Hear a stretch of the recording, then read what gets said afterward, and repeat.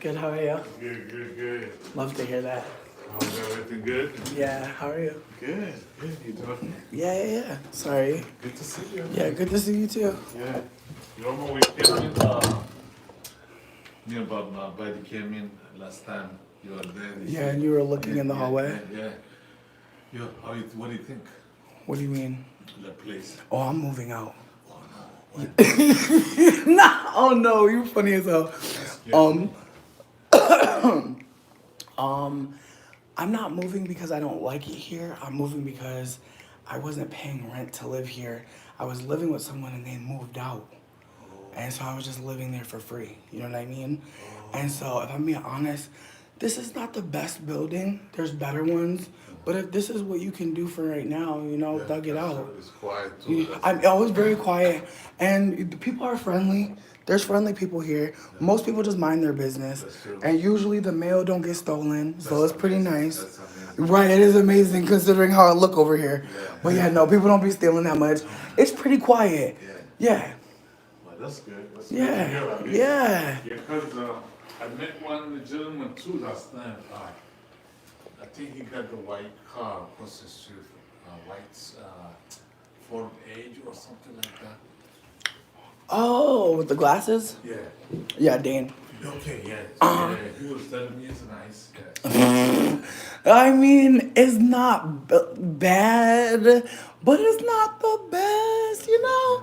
It's housing, and it's not the worst price, I guess. Yeah. But yeah, no, just stay safe. Take care of yourself. Yeah, I don't know. The maintenance company is not the nicest.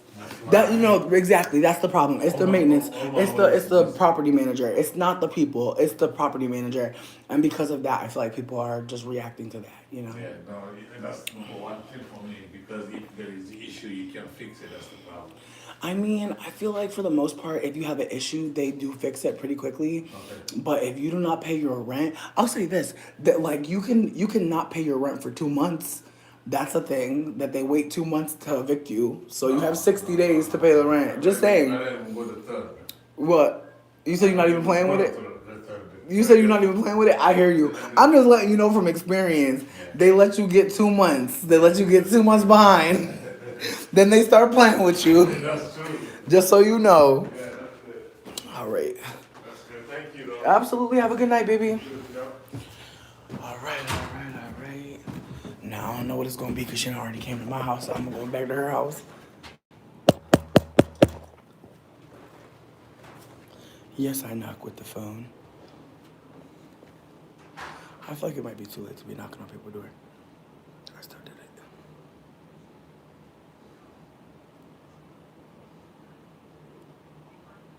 There's a part of me that feels like I don't want to be thirsty and knock again, but I feel like I don't know if she heard this knock because it wasn't feeling like a knock. That's a knock. The other one just felt. See, it just felt like a shake of the door. It's me. It's Honeybee from downstairs. Oh, I'm sorry. Damn, I live for her. She really making moves with that bottle. Bitch, the way she came to the apartment with the bottle tucked under her fucking arm. And she was like, bitch, where are you going? I was like, nowhere. I was like, I'm doing a panel. She was like, bitch. Damn. Missed her again. Well, unfortunate. But I hope she come back. I hope she knock on my door. She said she was gonna text me when she got back. I pray it works out. But okay, so I just got off a panel with Medusa Show Off. She is this black femme person who has been following me for a while, which is really cool. I did not know how long she had been following me, but she was very kind and she asked me to be on a panel and we talked about so many things. Baby, it's the way we were talking about at some point. We talked about Ari Lennox. Apparently Ari Lennox is quitting music. Dang. Okay, I think we're back. We're back. Okay. But yeah, no, I wasn't sure if people were gonna watch, but I was hoping. But it was a good live. We talked about a lot of different things. There were a lot of moments happening on the live, and I'm really excited to go back. They said that they wanted to talk about at some point. What were we just talking about? Dang, I'm blanking. I hate that for me. But we on the at the end there was a really interesting conversation kind of unfolding that she said she would want to talk about more, and so I'm grateful. I'm grateful. I think it was more about like us mixed people like being weird as fuck and like causing confusion in black spaces. And yeah, we were talking about the Green Lantern and how like there was a mixed man who's been cast, and he's a mixed man from the UK. So there's not even just black erasure, there's black American erasure. And it's just very much, it's a moment, to talk about how us mixed people could be, going into these casting offices and saying, hey, like you're trying to get people to be in this role who actually don't fit it. Would you like to like reconsider? I think that there's just not enough of us mixed people considering that we could just say something about what's happening. We don't have to put ourselves in the role. It doesn't make us an ally or an accomplice. It really just makes us complicit in the harm. And there's not enough times whereas mixed people are willing to say, hey, that's actually not for me. And so, with that being said, like, I'm trying to just be candid that there was definitely a time where I thought that, like, I should be speaking about certain things or I should be invoking my father's blackness, like, as if that is me. And at this point, I am aware that that was not necessary, that I can be desiring to be an accomplice with black folks without erasing them and without harming them. But again, who tells the mixed people not to be causing harm? It is very hard to sit with the reality that a lot of us aren't even being spoken to about this, and a lot of us are just going with what we believe makes the most sense, which is honestly a lot of times based on delusion. And so, again, just like when white people are operating in delusion and it's dangerous as fuck for everybody, but especially black people, when mixed people and people who are non-black are being delusional, it is dangerous as fuck for black people, period. And people will really act like they don't see the harm. People will really act like they don't see what's going on. It's almost as if like people need there to be a white person who harms to know exactly who's doing the harm, which is sad because again, the villain is not gonna always be a white person. The villain is a lot of times that non-black person who folks are assuming is cool because they're not white. And again, with that being said, there have been moments in my life where people assumed I was cool as fuck because I wasn't white. And not because I showed that I was a cool person, not because I was operating like I was a cool person, not because I was genuinely being a cool person, but because I was not white, because I was, seemingly quote unquote interesting to them. I wasn't exhibiting this or that quality at the moment. Like there's times where you have to hold as a non-black person that you're in the room sometimes, a lot of times, because you are not black. And when that shit becomes apparent is when a lot of times you realize it is time to leave. But even having that experience where you're like, damn, like there is racism here, there is blatant racism, anti-blackness here, like that, even knowing that, even knowing that that's what's happening, that does take listening, that does take vulnerability, that does take holding the reality that you don't know everything. And unfortunately for us mixed people, we can really get caught up in holding all of these identities within us that we can become quite delusional, even more than regular delusion, or more delusional than white people, honestly, because we can really feel like authorities in black spaces. And again, ask me how I know. With no, very little reading, very little insight, very little internal work. And again, this is something that I had to come to at some point, but it's not because some elder told me anything. And not saying that any elders should have told me, but some mixed elders do exist and they're not doing their goddamn jobs. And I'm tired. And I'm very tired. As a mixed person, I don't want to cause harm. And so, again, with that all being said, there were conversations unfolding in that live, and I really was glad that we got to talk. And also, Nubia, I'm crying that you were there for that moment. Because again, I feel like I'm not about to sit here and out myself as someone that don't fuck with church. But or in every space, I'll say this though. When Medusa was talking about church and how it helps people, I did forget, because I don't be going there, that the church do be offering support to people. Now, granted, there's an asterisk on that, because I've read that you need to be with a home church for 6 months, 9 years, whatever the fuck, to get that support. So I'm not trying to make it seem like the church is always helpful. But what I am trying to say is that for a lot of older black people, the church is really where they can go to feel free. And I think about how, of course I would not understand that. Like, of course I would not understand that, because the church doesn't make me feel free. But I also have to think about the connection to source, the connection to spirit, and how when you're young and that's the standard of community for you, church, then yeah, it will be sacred to you in a particular way. And so I have to hold that as well. That's like, for older black folk, like the church early is quite sacred. And so any denouncing of it feels like you're hating on their mall. You know what I mean? You're hating on their movie theater. You're hating on like, and it's deeper than that, obviously. Like it's way deeper than that. But I'm just saying, like, you're hating on like a place where they feel like this place is for me and I'm comfortable and I can go there and I can get something from this. What up, Ellie? Hope you're doing well. Asia, I'm glad you're having a good day. Not free but comfortable. Nubia, again, if you're feeling comfortable in the church, I never want anyone to feel like I'm looking down on them for fucking with like religion. Like I think that that's the thing about it is like what we believe in and what we pour into, like that is a sacred thing. And so if folks are feeling empowered in the church, like I don't know. There's just a part of me that feels like my only issue is when people are poured into the church so damn hard that they lose like their empathy and humanity for people that are not in the church. Like I feel like that's really my only issue is that the people that get caught up in the church at times get this tunnel vision and start to see everything as demonistical.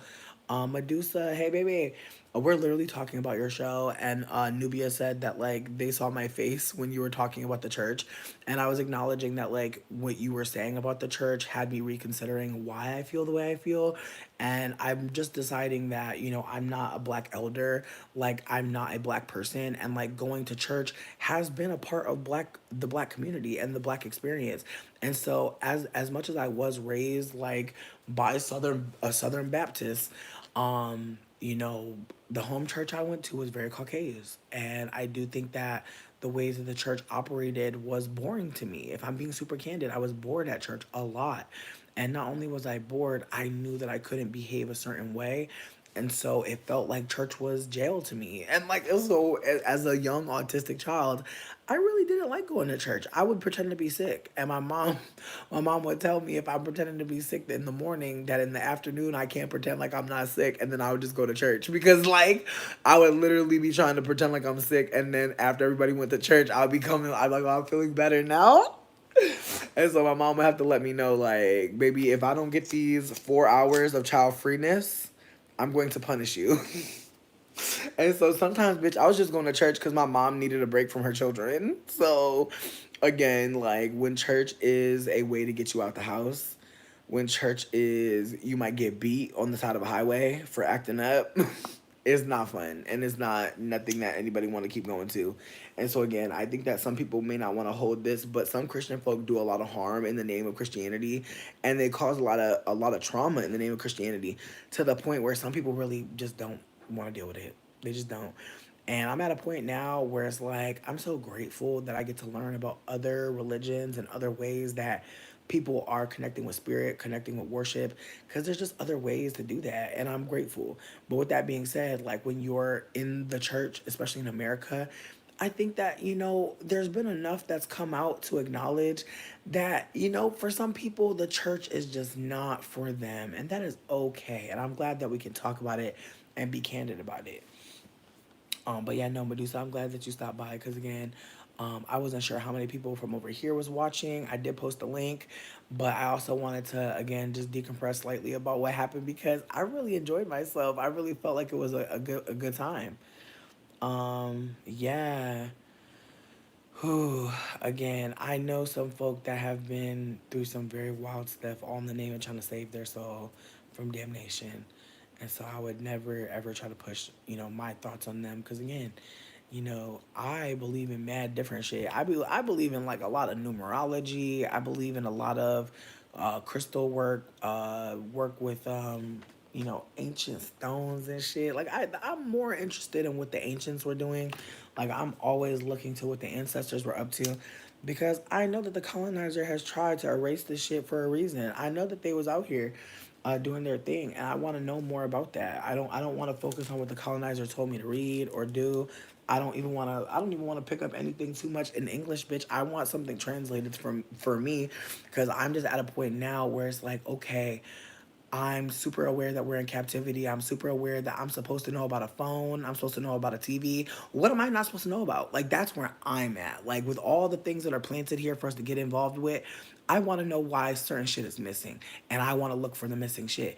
And I feel like that's where I've just been mentally, emotionally, spiritually, is just looking for the things that have tried to be erased but could never be, because there will always be somebody who was a witness. And I feel like that is where I'm being called.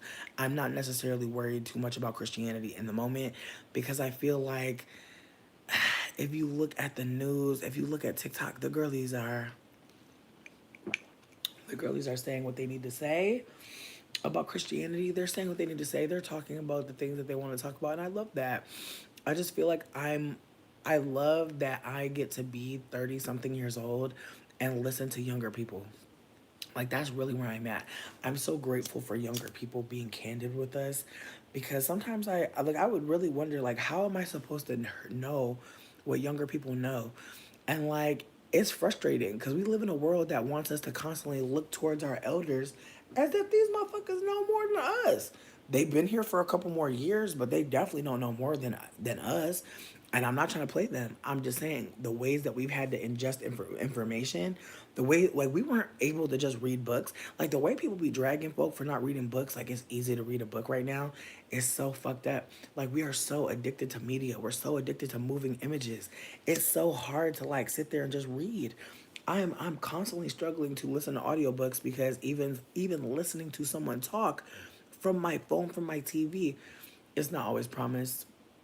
And I think about how the things that are easiest to watch right now are those videos where people are talking and then punching in a meme, punching in something funny. It's almost like there is a formula to get us to listen, and people that know what it is are people that are on YouTube. And I'm not mad. I'm just kind of like, fuck, because I see like the ads trying to mimic YouTubers. Like, I don't know if you're seeing this, but there's ads where there's like a goat bleeding. Like, they're trying to sell me something, but they're also having like a bell ring out of nowhere. Like, it's just a very bizarre thing. But I'm just noticing that our brains, man, they are really cracking those eggs and scrambling them, and you can feel it. And so I just want to hold that.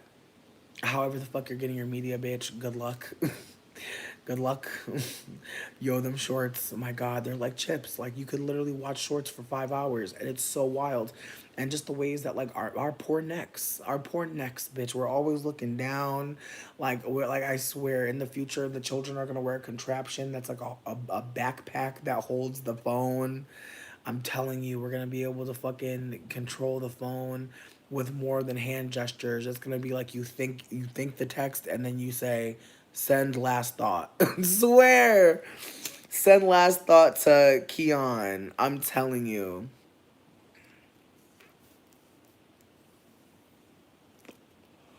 It's gonna be so fucking easy to send a text. No, TikTok is also controversial because it's the youth communicating in a way that lets us know that they're not okay. And I think that that's why, like, YouTube is going so hard. Like, YouTube asked me today if I wanted to watch a video that had themes about suicide, and they made me click yes. Like, they're like, "Are you sure, bitch?" And it's like, wow, like, you're really feigning like you care, but the issue is really, do I really want to watch a video where you can't sell me an ad? That's really what it's about. They would love it if I hit no, so they could immediately pop up a video full of ads. And it's creepy, because it feels like if the content is not on brand or ad addable, then what's the point of it? And I fear that some of the content I really love may disappear because, again, there are just so many people creating content that I need to survive this motherfucking horror film. And they are begging for people to join Patreons. And it's like, what the fuck? Meanwhile, these networks are dying. Like, meanwhile, these networks are fucking dying. My phone, I feel like my phone about to die. I'm over here talking about the networks, but it's just my phone. But yeah, let me see. But as I said, there's just this way that we're expected to.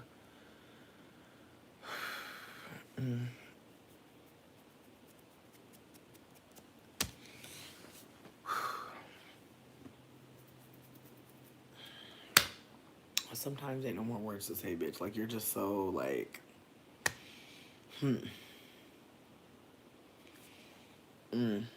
I will say though that, like, knowing that I have housing, like, has opened up so much joy in my heart.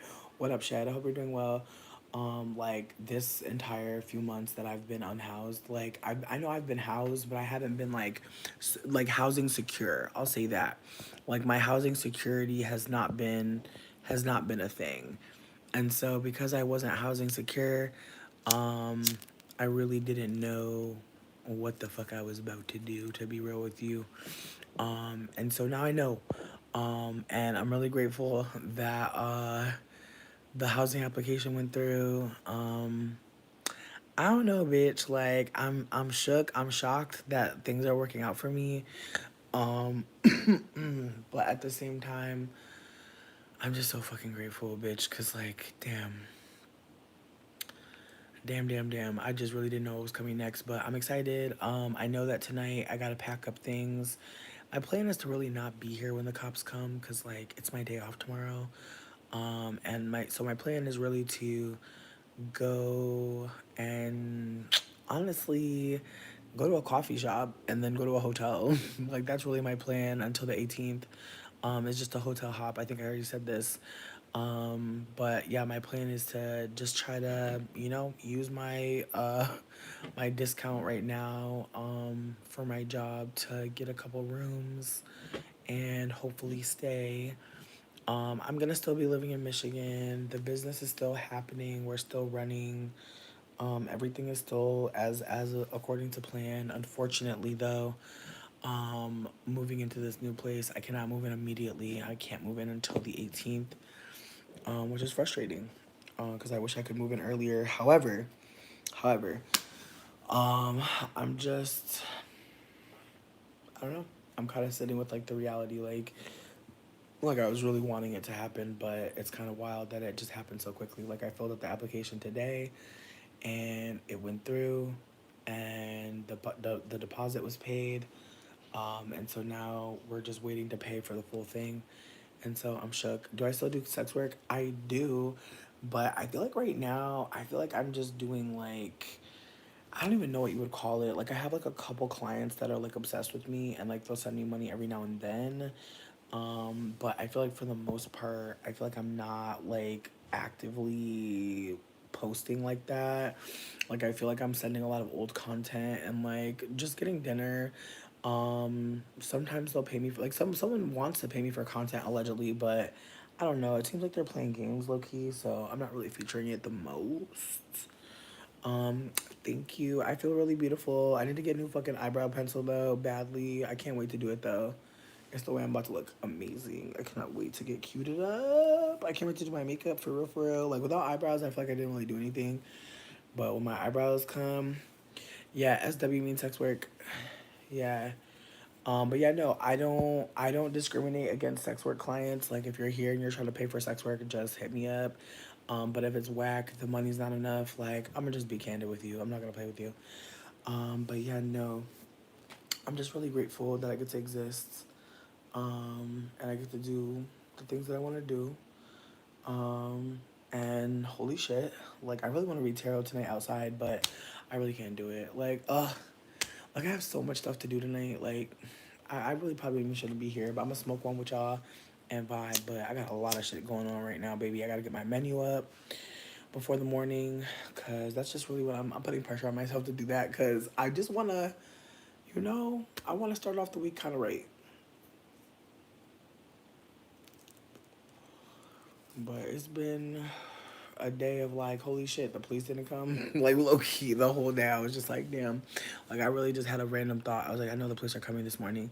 And they didn't. And I was like, praise the motherfucking policianas not coming through. But I don't want to play myself. You know what I mean? I feel like I understood that it was Columbus Day and they might not come today. But I don't want to play like they won't come tomorrow. I don't want to do that. Not just milking the regulars. LOL. I'm fucking crying.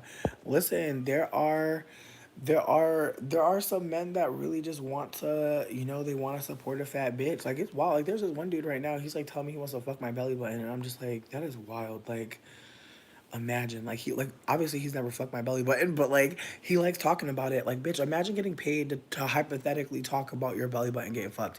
Again, I don't give a fuck what you think.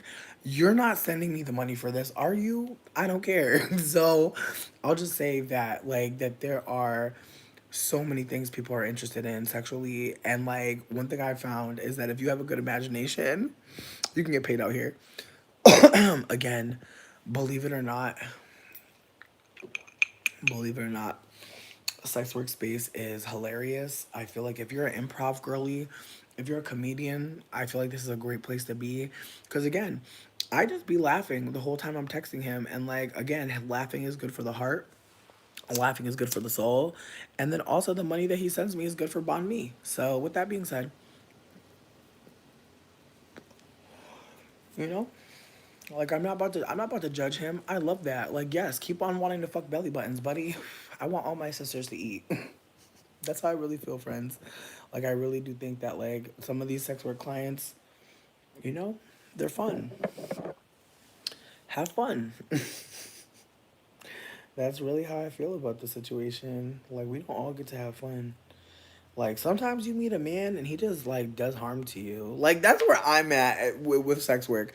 Like, sometimes you meet a man and he literally has nothing in store but like shame, regret, disgust, fucking your homie. Like, low key, like, that's really where I'm at. What up, Tammy? So if a man is messaging me and he wants to talk to me about fucking my belly button and he pays me before and after, I can't see a scenario where I'd be like too upset about that.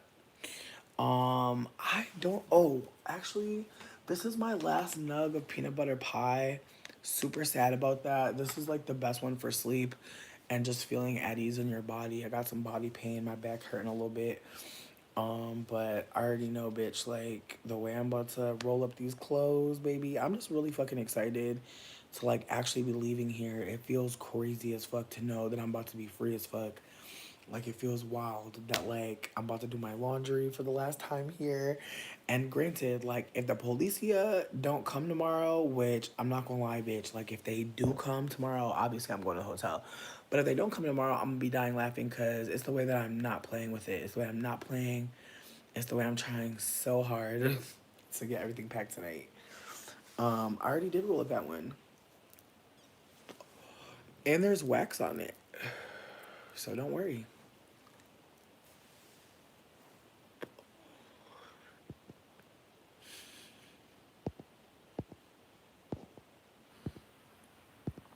Imagine telling someone to get a job that has four. I just feel like we live in such a bizarre time where people are like so fucking weird. Like, they love just like being perceived for like the worst things. Like, I would really hate to be the person yelling something that I don't know about online. Bring back shame. I'm not in Detroit. I'm in Michigan though. Oh, I was in Detroit the other day though. For a party. It was cute as fuck. I really hope I go back. I low key miss Detroit, in ways. Like, I just miss like how many queer people are there. But yeah, no, I'm in Ann Arbor. I wish I was in Ypsilanti, I'm not gonna lie. But I still am about to be living pretty close to my job, which is exciting. And yeah, I just think that My time here has been really funny, but damn, bitch, the way I gotta pay rent, I'm sick. I'm sick, but low key, bitch, I'm about to renegotiate. Low key, let me not. Let me not. Let me not. But low key, bitch, I'm about to figure something out. Cause my God, like I really wonder like how Dane would feel if I was like I'm not really feeling 50-50. You know what I mean? Cause like there's a part of me that feels like I told him before when we were living together and we weren't paying anything to live together. I was like, if you buy the groceries, I will cook. But if you don't buy the groceries, we're both cooking. And he bought all the groceries, and so I've been the one cooking. And I don't hate that, because honestly, if someone's buying the groceries, I would love to cook. But don't have me paying for the groceries and I gotta cook, bitch. No, no, no, no, no. That sounds crazy as fuck. Like, I can't even imagine that. So, with that being said, there's a part of me that's like, there's just so much I'm about to bring to this home, but also we're about to have our own bedroom. So there's a part of me that feels like 50-50 don't even seem too crazy because we really are about to have our own intimate spaces. If we were living together and sharing one room, I feel like I could understand not doing that. But I literally just remembered like we're literally doing a two-bedroom situation where we both want to have our own beds. And I'm actually really excited about that bitch because my God, it's been so long since I've had my own bedroom. And I also want to start volunteering at an animal shelter. Like, bitch, honestly, like, I want to just, like, have a very fucking fulfilled life. And I just want to, like, just do more fun stuff. Yes. Yes, having your own room sounds so amazing. I really am hopeful. I'm really so fucking hopeful. Yeah. I don't know, bitch. I really don't know, but I know that I'm. It's like I don't want to live here anymore, but I'm still gonna be sad, you know? Yes, yeah. Now that's great living. Like if you can get your own bathroom, like that's the one thing. The bathroom at the new spot is not as big, and this bathroom not even that big. So I'm a little bit disturbed by that. The kitchen not bad. It's open concept, just like in this one. Um, the living room is really cute. Like I'm really excited to get a big ass chair. You know what I want to get? I want to get a love sack. I want to get one of those giant love sack sofas. I don't know if anybody ever cared, but when I used to go to the mall with my friends, we used to always go to the love sack store, because oh my god, those beanbag chairs are so fucking comfortable. Yes, that sounds amazing. Like I really do want to get my own bed, and I really want like a memory foam topper. Like I want the kind of bed where like as soon as you lay in it, it just like sucks you into sleep. Yes, I want a giant beanbag sofa. I want a beanbag sofa. I want to get the giant love sack. And I don't know. I'm really excited. Like I'm excited for both of us though. Like I feel like I've talked about this. Like Dane has been living with his mom ever since his grandparents passed away. And his mom is living with this white man that is kind of demonic. And I don't know, bro. Like the white man currently about to die, which is like really tragic. But he literally in the hospital right now, and the mama, you know, she going through it herself, and it's just a lot. And on top of all that, like there's a mold taking over their whole house, and the mama just like anyways, and it's affecting all of them, you know. So just being candid that like he's coming from his own traumatic household background. And low key, when he got approved for the apartment, he literally fell to his knees and cried, bitch. Like he literally was like this housing seemingly is very way more important to him. I'm not saying the housing not important to me. I'm just saying like I didn't fall to my knees and weep. That's all I'm trying to communicate. That like I was happy, but I started thinking about all the money we gotta start getting. You know what I mean? As a Capricorn, I'm like, okay, that's cool, but now we gotta really start getting that money. He over here on the floor crying and shit, and I'm like, whoa, like just even hearing that he's approved, because again, he's never like he's 4 years younger than me. He's never looked for he's never applied for an apartment before. So I just feel like him doing this is a big step for him, and I could just tell like it was happy tears, which is something I don't usually see from him. When he's crying, it's not happiness.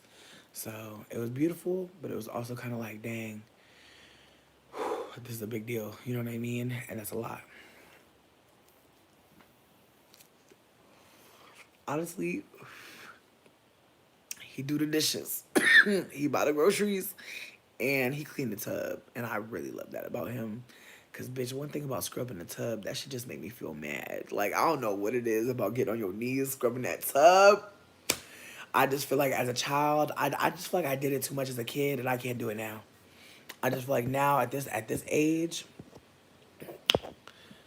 I'm not gonna be able to even pretend like I could even handle that. That's just not for me. Yeah, no, he's not very messy. I'm the messy one. And I love that. Um yeah. Mhm.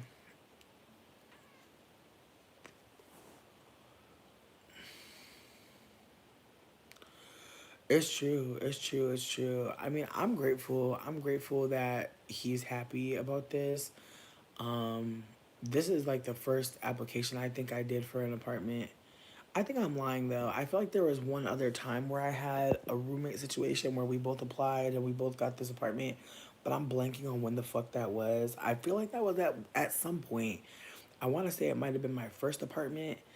Um, after I moved out. Yeah, I want to say my first apartment with my partner. We both were on the lease, but then after that, I never was on the lease again. Um, but I don't know. I'm just I don't know. I think he also has had the protection. Like I feel like that's the thing too. Is like even though he's been living in a very fucked up environment, he also did have like the ability to do that. Like I haven't really been able to go to my mom and be like, "Hey, can I live with you?" Like I tried it once in my career, and it was terrible. Like she lied. She said that I could have her bedroom. She said a lot of crazy things that were lies. And this was right after I broke up with somebody. And so when I went back to live with her, it was kind of just like, what the fuck? Like, I just seen way too much. I went through way too much. And again, I called her for help. And you would have thought I called her and asked her to put me through something else. Like, it really just didn't feel like she heard me as my mother. It seemed like once I got there, she was just using me as a resource. And I'll never forget this. One day, like, she got her income tax back and she was on crack badly. And I didn't realize what was all going on. I just knew she wasn't in her right mind. And I kept seeing her go in her coat pocket in her room. And she had told me that there was some money in there, like, cause I had asked her for something, and she was like, "Oh, go in my coat pocket. I got some money." So I went in the coat pocket, bitch. It was thousands in there, bitch. I took $100 from this bitch, and I swear to God, she never realized. Like, she didn't realize. Like, that's how bad she was on crack. She didn't even realize I took $100 from her. And fucking I didn't feel bad. I didn't feel bad because I could see like how bad she was on crack. Like she kept hitting that closet or that the behind her door, like in her bedroom, her front door of her bedroom. Like she just kept on hitting that pocket and running out to get more crack. Like it was crazy. Like I just watched her all night. Go in her room, get her money, get the crack, do the crack, come back, sit at the kitchen table, stare at the ceiling, rocking back and forth and shit.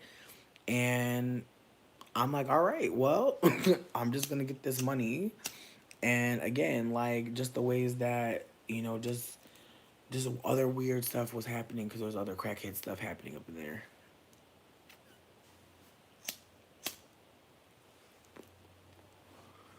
Mm,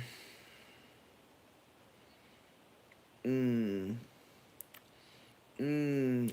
Damn, how old are you? How old are you? 10 years younger than you. My goodness. It's a privilege. A lot of us, when things happen, have no one to fall back on. Marie, talk about it. And that's the thing, like, not having a support system is also part of it. Is like, I know Dane has some support system, but it's not enough. And I think that, like, in our connection, I think that he appreciates that I'm willing to communicate with him. And I think also, like, if I could be super, super, super candid, I think he's a mixed person that has never talked to another mixed person who was aware that we are mixed people. And I think that there's part of me, of my experience, that he appreciates. Oh, what up, Tammy? Come through 45. Listen, I feel differently. Cause here's my thing. When I was thinking about the 10 years, I was thinking about my own situation where I'm talking to somebody. I'm not really talking to somebody. We're cool. We're homies. And honestly, I want to bring up that situation at another moment just to talk about some other shit that's happening with that. But I feel like 45 and 35 is not crazy. Like, I feel like 35 and 25 is crazy to me. but I feel like once you hit 35, if you fuck with a 45, I don't think that that's that crazy.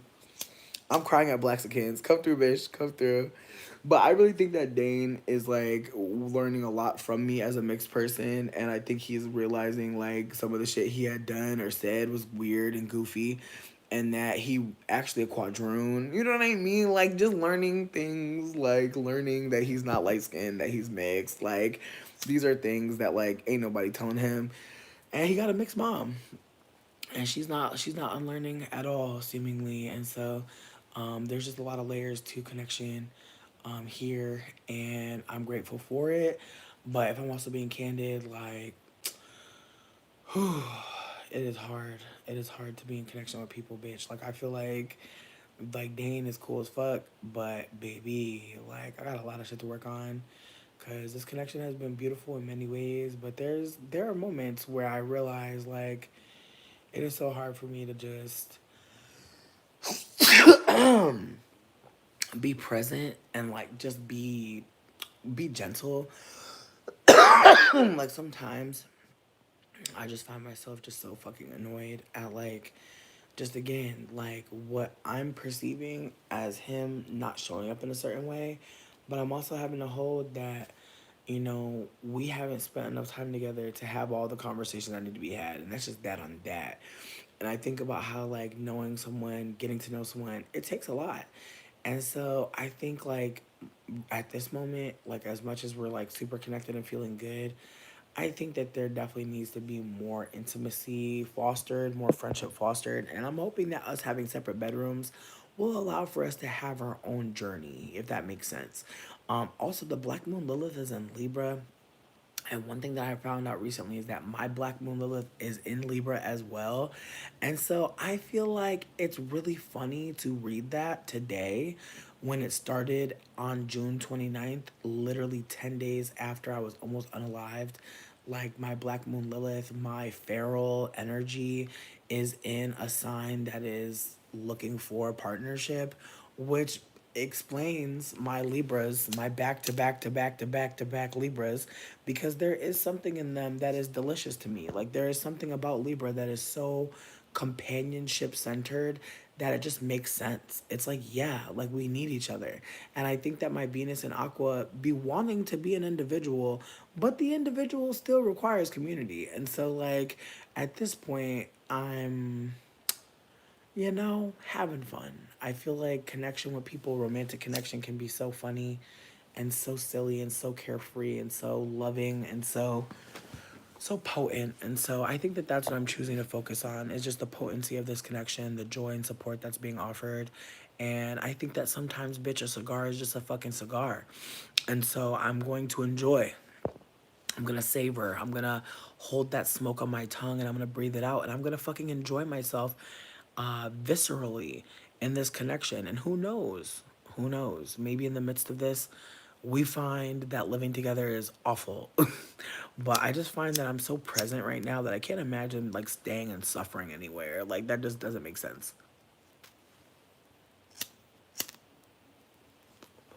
Oh shit. Happy belated baby. Shout out to Libras though.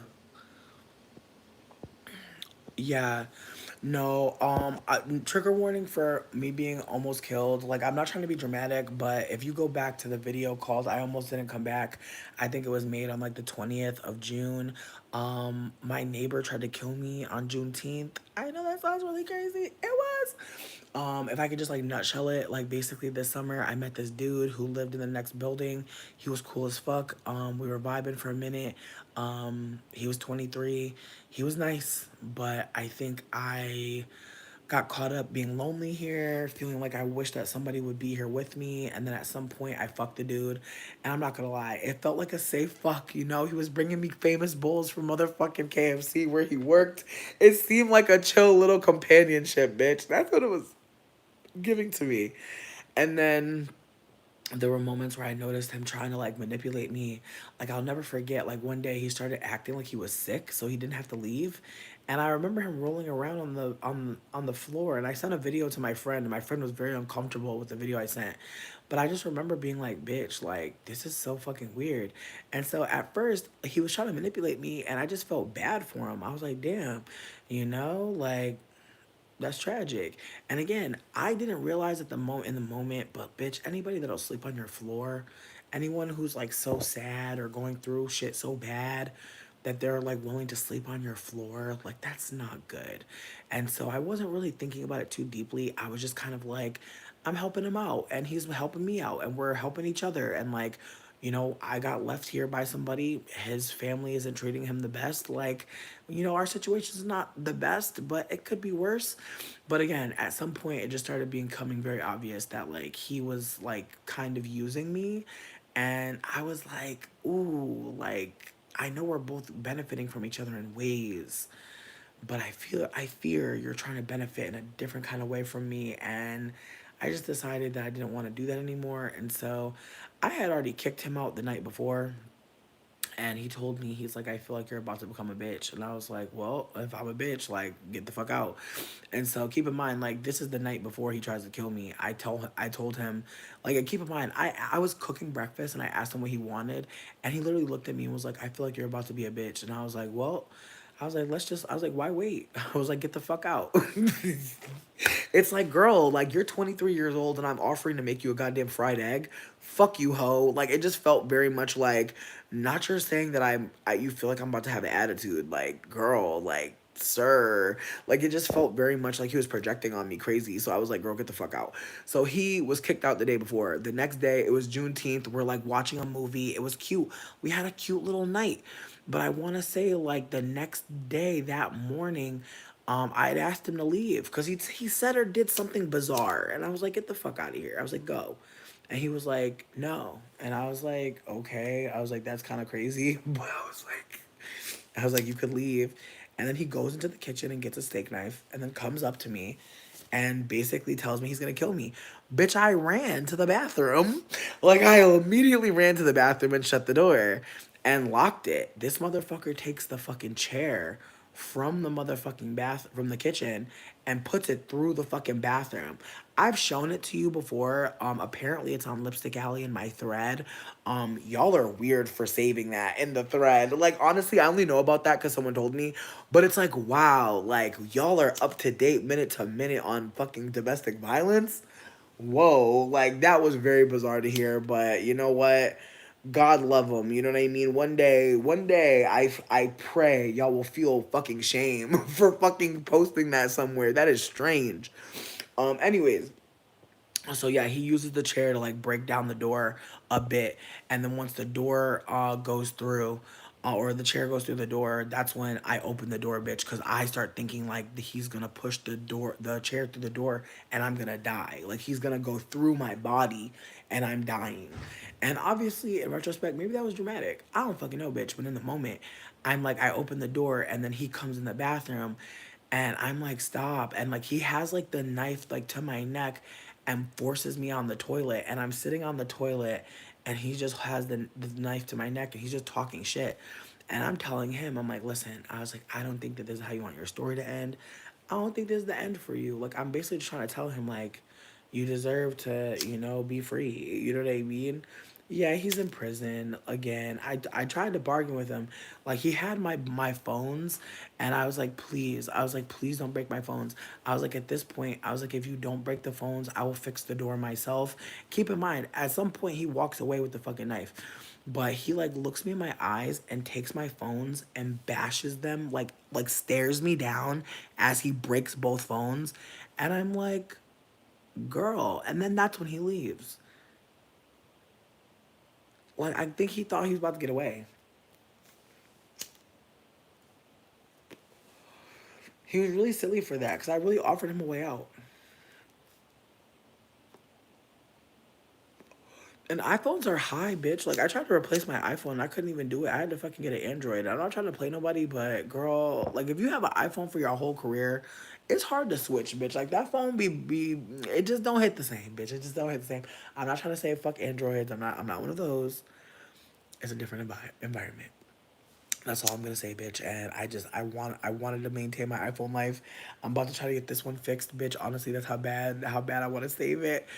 Ugh. But anyways, so yeah, he broke both the phones and then he ran.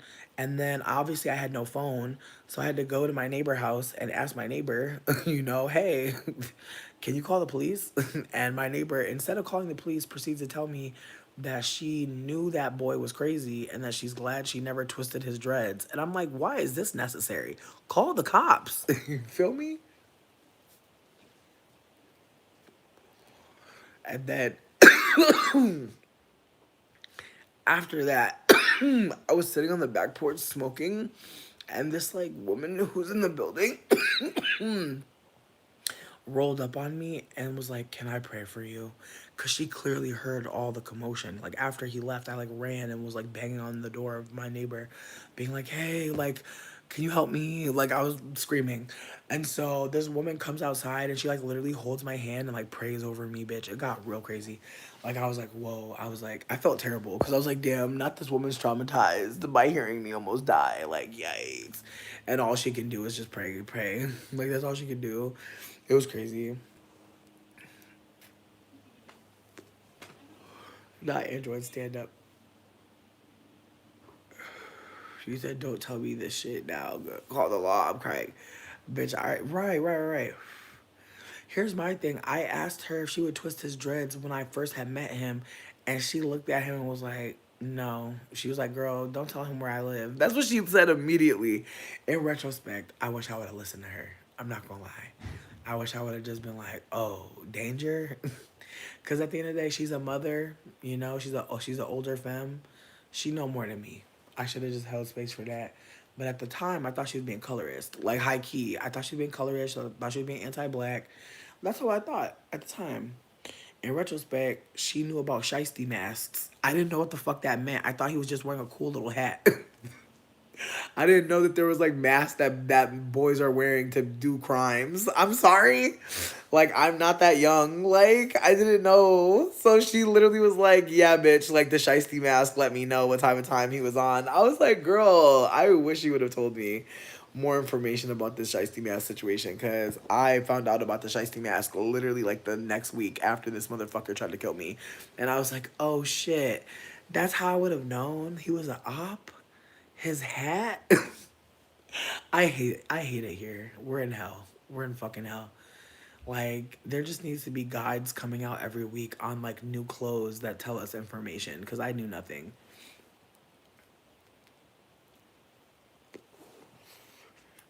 I'm crying. Tammy, I'm fucking crying. I'm fucking crying, bitch. I'm fucking screaming, Tammy. Not, I'm just dying at your fear. At you saying Blaxican earlier, and now you're saying you're a young child of color. Good night. Good night, good night, good night. But no, for real though, I had no fucking idea that there were masks indicating terror and crime. I had no idea. Sue me, bitch. Like, I didn't know. I was just trying to be helpful, bitch. In retrospect, I should not have fucked that young boy. I feel terrible. Like, I really feel terrible because I really think he was like thinking, like, oh, I could just fuck this girl and just like benefit. And it's like, I really felt like we was, helping each other. Don't get me wrong, the fucking was kind of random. Like, it wasn't like we were fucking all the time. We hooked up probably 2 times, maybe three. Definitely two. And I do not want to say that it was a good time because honestly, bitch, it was just like I was lonely. I was bored. Like I'm willing to name that. I'm willing to name that. Like in the middle of everything, I was like, you know what? I could see me getting my pussy ate by you, just a little bit. Just a smidge. Of my pussy getting ate.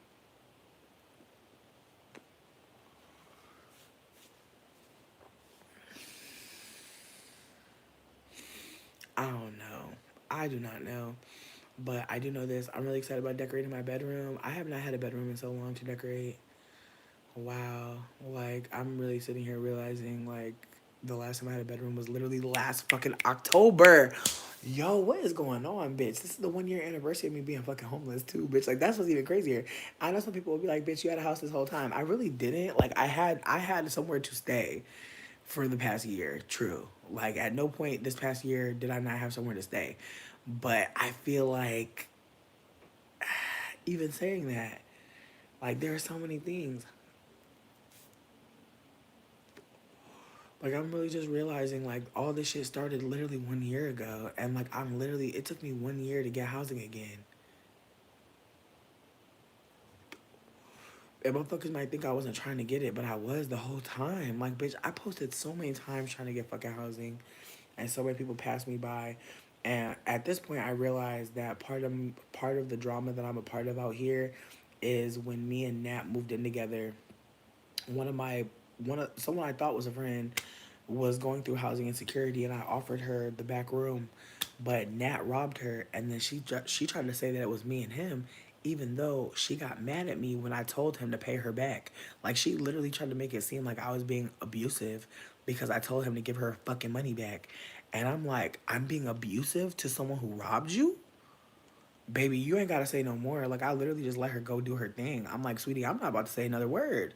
Like if I'm abusive because I told someone Caucasian to give you your money back, and I said it in a tone like give her her fucking money back, stop being a scumbag rat. Like okay, all right. Like I just feel like sometimes white people just say stuff, and I just have to be like okay, mm-hmm, and just go. Cause what else? What else are we gonna talk about? And now I'm a bitch and a hoe out here. Like I know it's mad people that think I'm a bitch. Like I reached out to this woman that I was cool with as fuck. Now I realize we're not cool no more. And I'm like, girl, the only common denominator is that she cool with this bitch.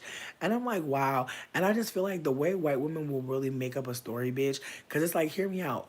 If I know you're going through housing insecurity and I tell you I have a spare bedroom and you got it, is it really on me that the motherfucker that's holding the lease is playing with your money? How is that my fault? I didn't give him no money. You gave him some fucking money based on you trusting me, which I will hold. But I trusted him too. And so when he turned out to be a scammer to you, I literally said you're a scammer in general. Fuck you. Like for her to dip out and not strategize with me after that, and also even for her to be like, as soon as I told him to give her fucking money, for her to in my face and in his face be like, oh, don't do all that. To make it seem like I'm being shady. Like, girl, if you and the op want to be friends after this, that's fine. But like, don't you dare. I just feel like if I ever see that bitch, I'm gonna be like, yo, can you actually I'm not gonna say nothing to her. I'm not gonna say nothing to her because, like, what's the fucking point? Like, honestly, in retrospect, I'm just dead because it's like, that's. And that's another Taurus situation, bitch. I swear, I've been cool with two Taurus people my whole fucking life, and it just wasn't, it did not work out. And, like, I feel like they be so nice in the beginning, bitch. And I have to remember, like, I just have to motherfucking remember, bitch. They will switch up. They will switch the fuck up. No, bitch. I didn't even get my exactly. We both got scammed, but she tried to act like we was in the scam together. I'm like, how are we in the scam together? When I like, and then when he moved out, I'm sitting here like LMAO. Like y'all both moved out and was able to get housing, and I'm just squatting here. And so honestly, I pray I don't see her in company and community, because if she ever tries to talk to me or she ever tries to do anything, I'm gonna be like, girly, like I have nothing to offer. Cause I like even telling the story just still feels insane. Cause it's like, why would I tell you about a place that's unsafe knowingly? Why would I do that? Why would I be living somewhere unsafe, bitch? I clearly didn't know that. When I learned that, when I was like, oh yeah, this motherfucker not right, I was down to fucking fight his ass with your ass. But the fact of the matter is, two white people having a beef ain't really a beef, is it?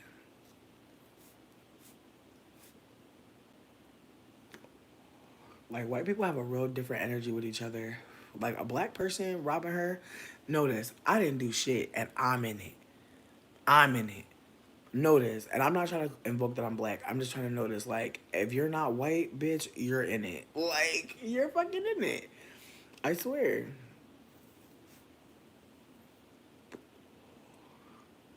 It is what it is. I just feel like her dipping out on me hurts, but I just feel like the way that people looked at me afterwards, like again, it's like when you know that like your relationships with other people are now conflicted because this bitch, I'm not trying to do too much. I'm just saying like I've definitely seen conversations or just people just disappear and it's like, oh, okay.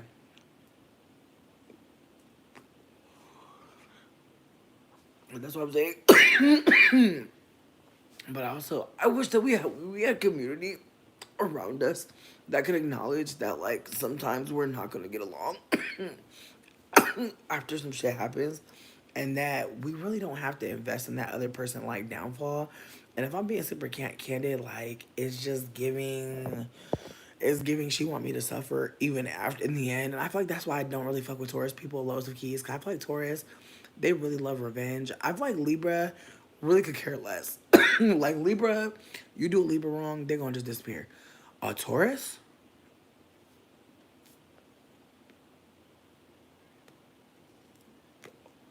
they feel like they gotta talk about you, tell on you. They feel like they gotta do to you what you seemingly did to them. And so I'm sad about it, but to be honest with you, I just I just don't want nobody in my life that don't want to be here. Like that's really where I'm at this point. It's like, girl, if you want to go, just go. You ain't got to do all this. But one thing I noticed is like she tried to say that like me and Nat were in a domestic violence situation, and it was like, girl, I just don't fuck with him. Like at the time that I find out he was stealing from you, I'm like, yeah, and he a deadbeat.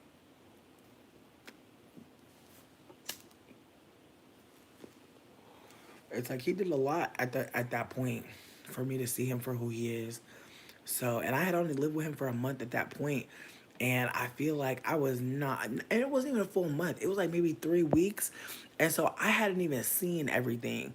At the time that she wanted to move out, she was feeling away because me and him were having a dialogue back and forth. Because again, he was not taking care of his baby. He was just being aggy as fuck.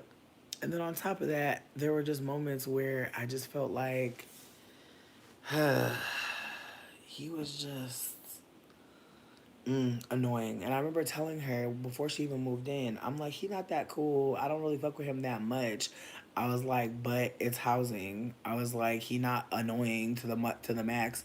He never really that much home. Like he worked from like in the morning to the afternoon. Like he was a 9 to 5er. So it's like we had a lot of time in the house by ourselves. And so I even told her, I was like, we should work together and team up and be in the house and do. And she made it seem like she was with me.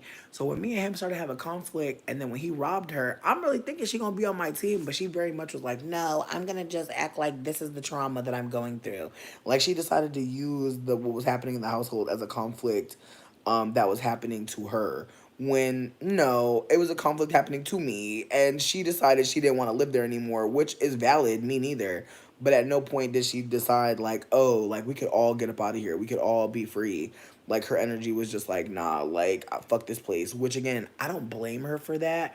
But I do feel a way about her saying there was some domestic violence happening when it's like, if anything, the leaseholder talking to me crazy is insane. Cause if I have less power than you, like to do anything in the apartment, which I did have less power than him, then don't you think you should have to talk to me a little bit different? And don't you think we should all be creating like a agreement, like a written agreement? I just feel like at the end of the day, I'm being held accountable for two white people who know better. Who know better? Who are not young people. We're all in our fucking 30s. We all know better. And I feel like I'm supposed to what? Be y'all mama, be y'all daddy. Like I just feel like that's the thing about white people. Is like let something go wrong. Well, you should have told me this or that. It's like, girl, I told you from the beginning. He not that cool. But we got housing and he ain't never really there. Me and him having conflict did suck, but it wasn't no domestic violence. Like that's what also pissed me off. Is like I've been sleeping on this motherfucking couch. He sleep in a bedroom. I don't even bother with him like that. Like he cool enough to be living with, but I don't interact with him that much. I told her that shit, and her the way that she was trying to act like, oh y'all were fighting. Yeah, girl, we did have an argument. We certainly did. But to make it seem as if like we're always having arguments, like Sweetie was not even here a full week, and really made it seem like this was hell or some shit like that. When in my humblest opinion, I just don't think that she enjoyed living there. I also feel like that back room, I didn't realize this till I went back there. It has a light. There's like a pole light that shines right into that room. So I can't imagine that it was the most comfortable sleeping room ever. To be honest with you, like again, I'm not trying to make it seem like this was the best place to live ever.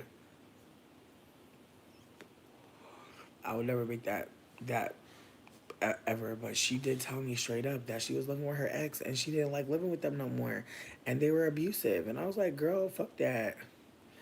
No, she really was. And again, people yelling at each other, like having like a anger moment, like that sucks. Like nobody wants to be doing that. And I have to hold that, like, in certain experiences with romantic partners, I have dated a lot of avoidant people. And so there are moments where I feel like I have to yell. I know I really don't have to yell. That is another thing that I need to work on. But with that being said, me being upset at Nat, me letting Nat know, like, yeah, no, I'm not gonna date you. You're a deadbeat. You know what I mean? Like, I'm not gonna date you. Like, I don't see you loving on your child. Like, that did spark a fight, truly. And for her to make it seem like that was a moment for us was just so bizarre. Because if anything, I feel like that was a moment where he realized that I wasn't going to just be with him. Like, I feel like I talked about this before. Like, when he said, "Will you be my girlfriend?" He was more asking, "Can I exploit you more? Can I have more of your time and labor?" He didn't want to love me. He wanted to take from me. And so when I told him, "Oh, nah, like, you don't love on your baby. I can't be there. I can't be with you in that capacity." I'm like, "I'm still down to be your friend." Like, I offered to renegotiate and he was embarrassed. And then he started love bombing somebody else. And then he moved the fuck out. But the thing that sucks is, like, in the middle of all that, like, the person that was living here tried to make it seem like we were in cahoots to make her life hell. And it's like, no, this man was being fucking toxic. But instead of saying, like, this is a toxic man, both their ugly asses went running around town trying to make it seem like a bitch stole the apartment, which I feel like is so fucking, like, racist, to make it seem like I could steal someone's apartment. Like, girl, are y'all okay? Like, in retrospect, like, it's like just the ways that they both talked about me was like bizarre. Like the way that she was like in this community group being like, "You guys, I moved in with this person and there's domestic violence."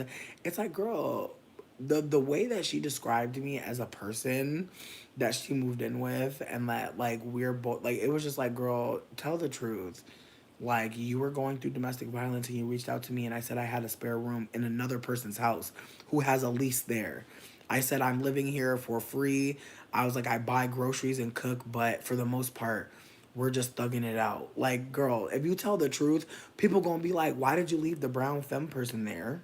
Like, honestly, like, if you tell the whole tea, you're gonna look fucked up. You have to tell the story this way, because if you tell the story that way, then nobody cares what happened to me. If you tell the story like she tells it, then I brought her into hell. But if she tells the story like a person I moved in with, if you say it like that, like, meanwhile, me and her was growing mushrooms together. Meanwhile, she wanted so badly to be a part of my business. Meanwhile, but as soon as a white fucking queer person start acting a fucking fool, that shit was funny as fuck. Exactly. And that's another thing too. It's like, I'm not trying to be funny, but like, how many of y'all can afford to let somebody move into y'all house? Like, how many of y'all really got a spare bedroom? I'm not trying to be funny. I'm really not trying to be funny right now. But if things were to come to down to it, how many people could you call and know for a fact that they got a room for you? I'm just trying to say, I wasn't trying to play with her. Why would I try to play with her by offering her a whole room? Why would I try to play with her? I feel like the thing that sucks is that I couldn't trust that person that I was living with. So that's a problem for both of us, right? Again, I just feel like the way white people will really, like, it's the way her white ass ran up out of here like a like chicken meme, bitch. It was chicken meme, and I'm like, ma'am. Yeah, see, that's what I'm saying. Like, not everybody. I'm not trying to make everybody have the answer, but I'm just saying it's very rare. And I know some of y'all have seen me find a way to find somewhere to stay. It's not easy, bitch. I have to tell everybody I'm broke as fucking down bad. Anytime you ever see me live somewhere, bitch, that person knew that I was a victim of fucking anti-blackness, a victim of motherfucking white supremacy, a victim of, like, white people doing demonic shit. Like, I only was where I was because somebody knew something fucked up had happened to me, not because they was just like, "Oh, I want to make sure you're safe." I had to fight to become safe. I had to yell. I had to be vulnerable in a way that is embarrassing. And again, I'm not gonna make it seem like, I'm not grateful, but at the same time, like, the ways that some of us just can't even imagine having to open our mouth to say that things are so bad that I got nowhere to go.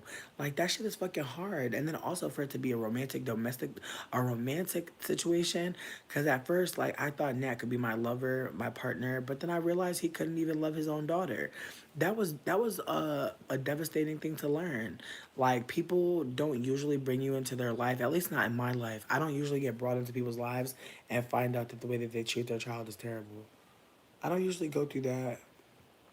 I just want to be super candid. I feel like I usually don't deal with nobody who's a parent, and so no, exactly. No, Tammy, that's the only part about fucking the shits with this girlie that bothers me is that at no point did she think by trying to put me in some mess and trying to invoke like what had happened here on her, in her terms in her mind, because at no point did she ever talk to us and say, hey, like y'all are triggering me. Not saying that she had to do that, but at least acknowledge that like a majority of the issue is the fact that there is a leaseholder who is being a deadbeat, who is being, wayward, and like there's no need for it. But again, I feel like if she were to implicate him as the harm doer, she could not run her mouth and make it seem like I put her in danger. She very much needs there to be a brown person who's causing harm to a white person. She very much needed to say I was running from my ex who was abusive, and then this person who was supposed to be my friend, they let me down too. Like it's supposed to be a sensationalized idea of life, which it is not, unfortunately. Like I feel like that's, and again, these are my feelings. Like I feel like from what I remember, as soon as she told me about her ex being abusive, I'm like, sweetie, I got a spare room. It wasn't even no motherfucking thought. It's like I got you. And again, yes, we had worked together in the plant medicine space, so that's why it felt even more compelled, because it's like you've made sure I ate. I want to make sure you eat too. And so for her to spin the story like I brought her into a domestic violence situation knowingly, it made me sick because it totally makes it seem like me and this man were participating in something together, when from my perspective he made it seem like he was afraid to live here without someone helping him with his daughter. And I told him, I'm not going to be a 50-50 caretaker. I'm down on your weekend if you need to take a nap or you need to fucking use the bathroom, like take a shower, and you need someone to watch her. I can be supportive in that way, but I don't see me doing long nights, long stays of being a babysitter. I don't really see that, but I can definitely help with cooking. I can do some light cleaning. Like this was all an exchange situation. So for her to make it seem like I was ever on some, yeah, this is my man and we're fighting, it was never that. If anything, bitch, I'm gonna be so fucking for real. Shit was giving indentured servitude, bitch. It was giving.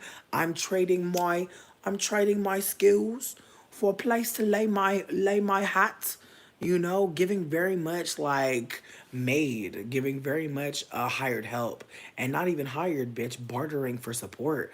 So real talk, it was just bizarre for the way that she's spinning the story, because if you tell the story the way that I'm seeing it, she looked crazy as fuck. Sweetie, wait, you moved in and paid rent somewhere and the white person who was on the lease played with you? And okay, no names, no names. That's what also bothered me, is no names. And when I named that man that harmed me, the same man, girl, they lit my ass up. They lit me up. Listen, I'm cool with it. I'm just disgusted. What up, go girl? You're cute. Not how was the white lady party. I'm crying. I'm crying. It was cute. I had a good time. Me and her talked on the phone last night for like 2 hours. It was hella cool. Um, hello. But yeah, no, again, I'm not trying to make it seem like I did the right thing either, because I feel like I didn't know him like that. I probably shouldn't have invited nobody to live in his house. I'm already living there. And, from what I was experiencing at that point, I knew enough to let her know I don't fuck with him like that. I had already decided I don't fuck with him like that. And I told her. That's why I think I'm so annoyed, because it's like, girl, I done told you he was kind of whack. But we was about to get housing. Like, that was my vibe talking to her. Was like, girl, he not the coolest person in the world, but it's a place to stay.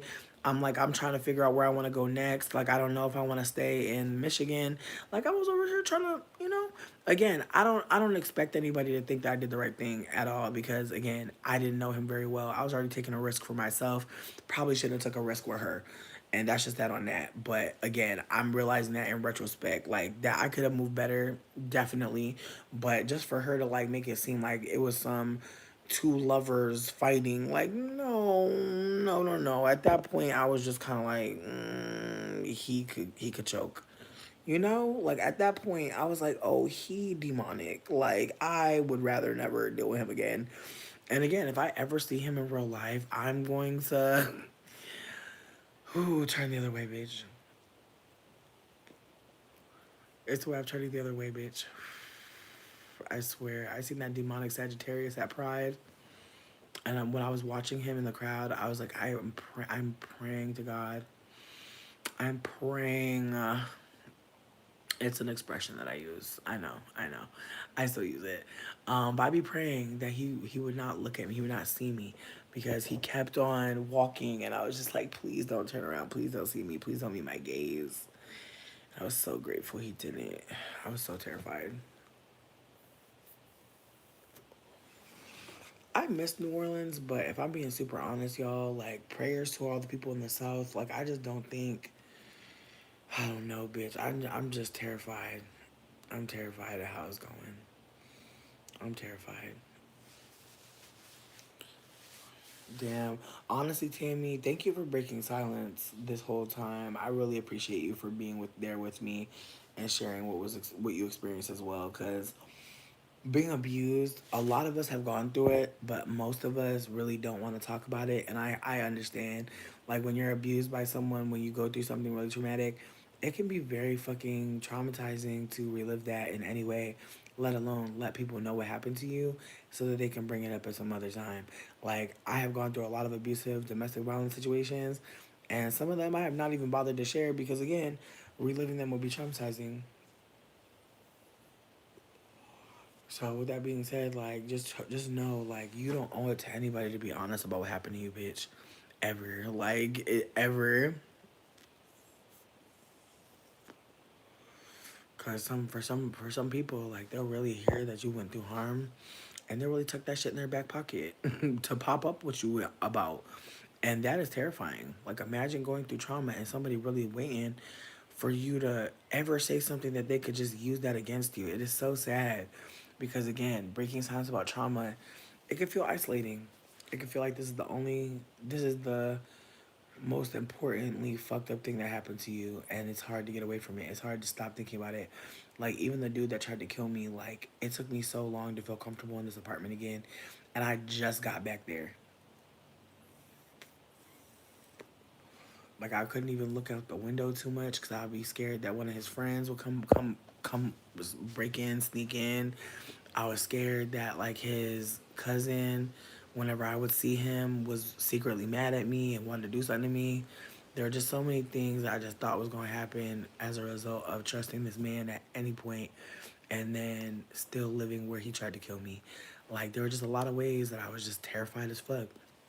But with that being said, like as I said, as I keep saying, we're living in a horror film. None of this should have happened to us, and so we kind of got to Buffy the Vampire Slayer, like all of this shit. We kind of got to body it in our own ways, and I pray that you continue to fight, bitch, because you have everything you need. Nordia, not Dungeon and Drag host, Norja. Wow, a Capricorn queen. I hope you're doing so well. It's so good to see you. My videos are wild, bitch. Honestly, like it's been a wild time, but a bitch just got housing. Hey, finally. I also feel like I'm about to become a manicure girl, cause real talk, like the way my nails be looking, it's been distressing me. So, if anybody knows of any like cute nail designs, send them to me. I don't know what kind of girl I am. I don't know if I'm a coffin. I don't know if I'm a claw, a talon. I don't know what I am. I don't know if I'm an almond nail bitch. I don't know. I need help. Please help me, bitch.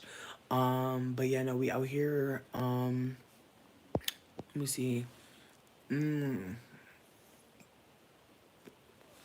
Tammy again. Just thank you for being candid. And yes, it's not your fault at all, Tammy. Like you really don't deserve to be treated poorly or to be treated like anything. And yeah, just ever being in any kind of situation where people are abusing us and then we actually break silence, that should never come back to bite us in the ass.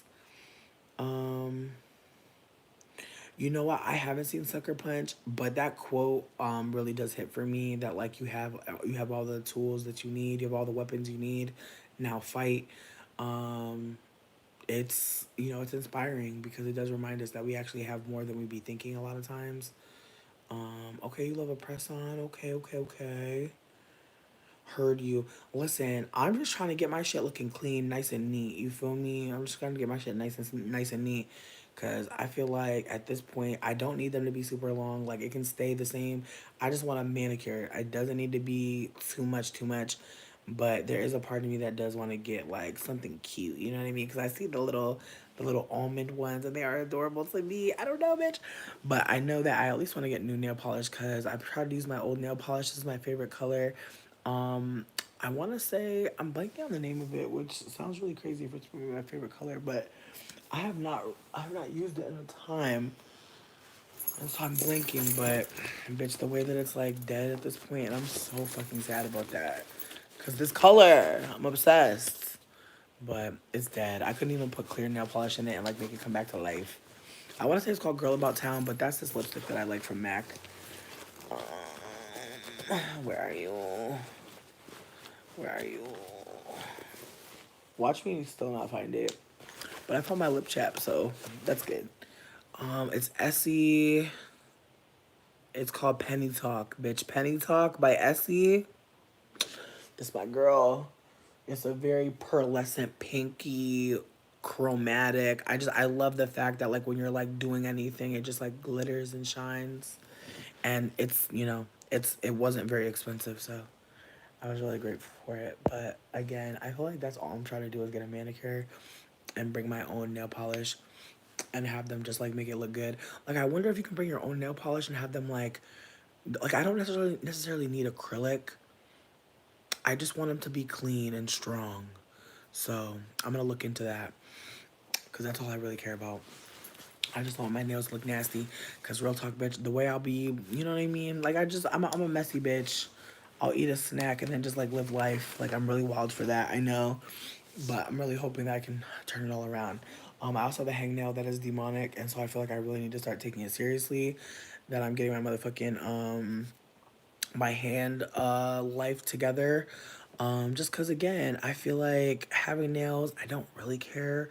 But I do care about the perception that your nails can bring. Like people can really think that you're rich, have money just because your nails are done. So it's funny to me to think about catfishing as someone with coin, but that's really what I'm doing this for. Like I'm trying to like make it seem like I have money so I can get some money. I know that sounds probably ridiculous, but maybe not. To some of y'all, maybe you don't understand what I'm trying to say.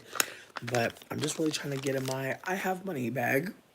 Like as a poverty hoe, I am really trying to be on some. Yes, I do have coin, because again, the place that I live, the area that I'm living at is very fucking rich, and I hate that for me, because again, I really don't give a fuck. But again, I know that I've got to just at least put a little bit more in. I feel like I'm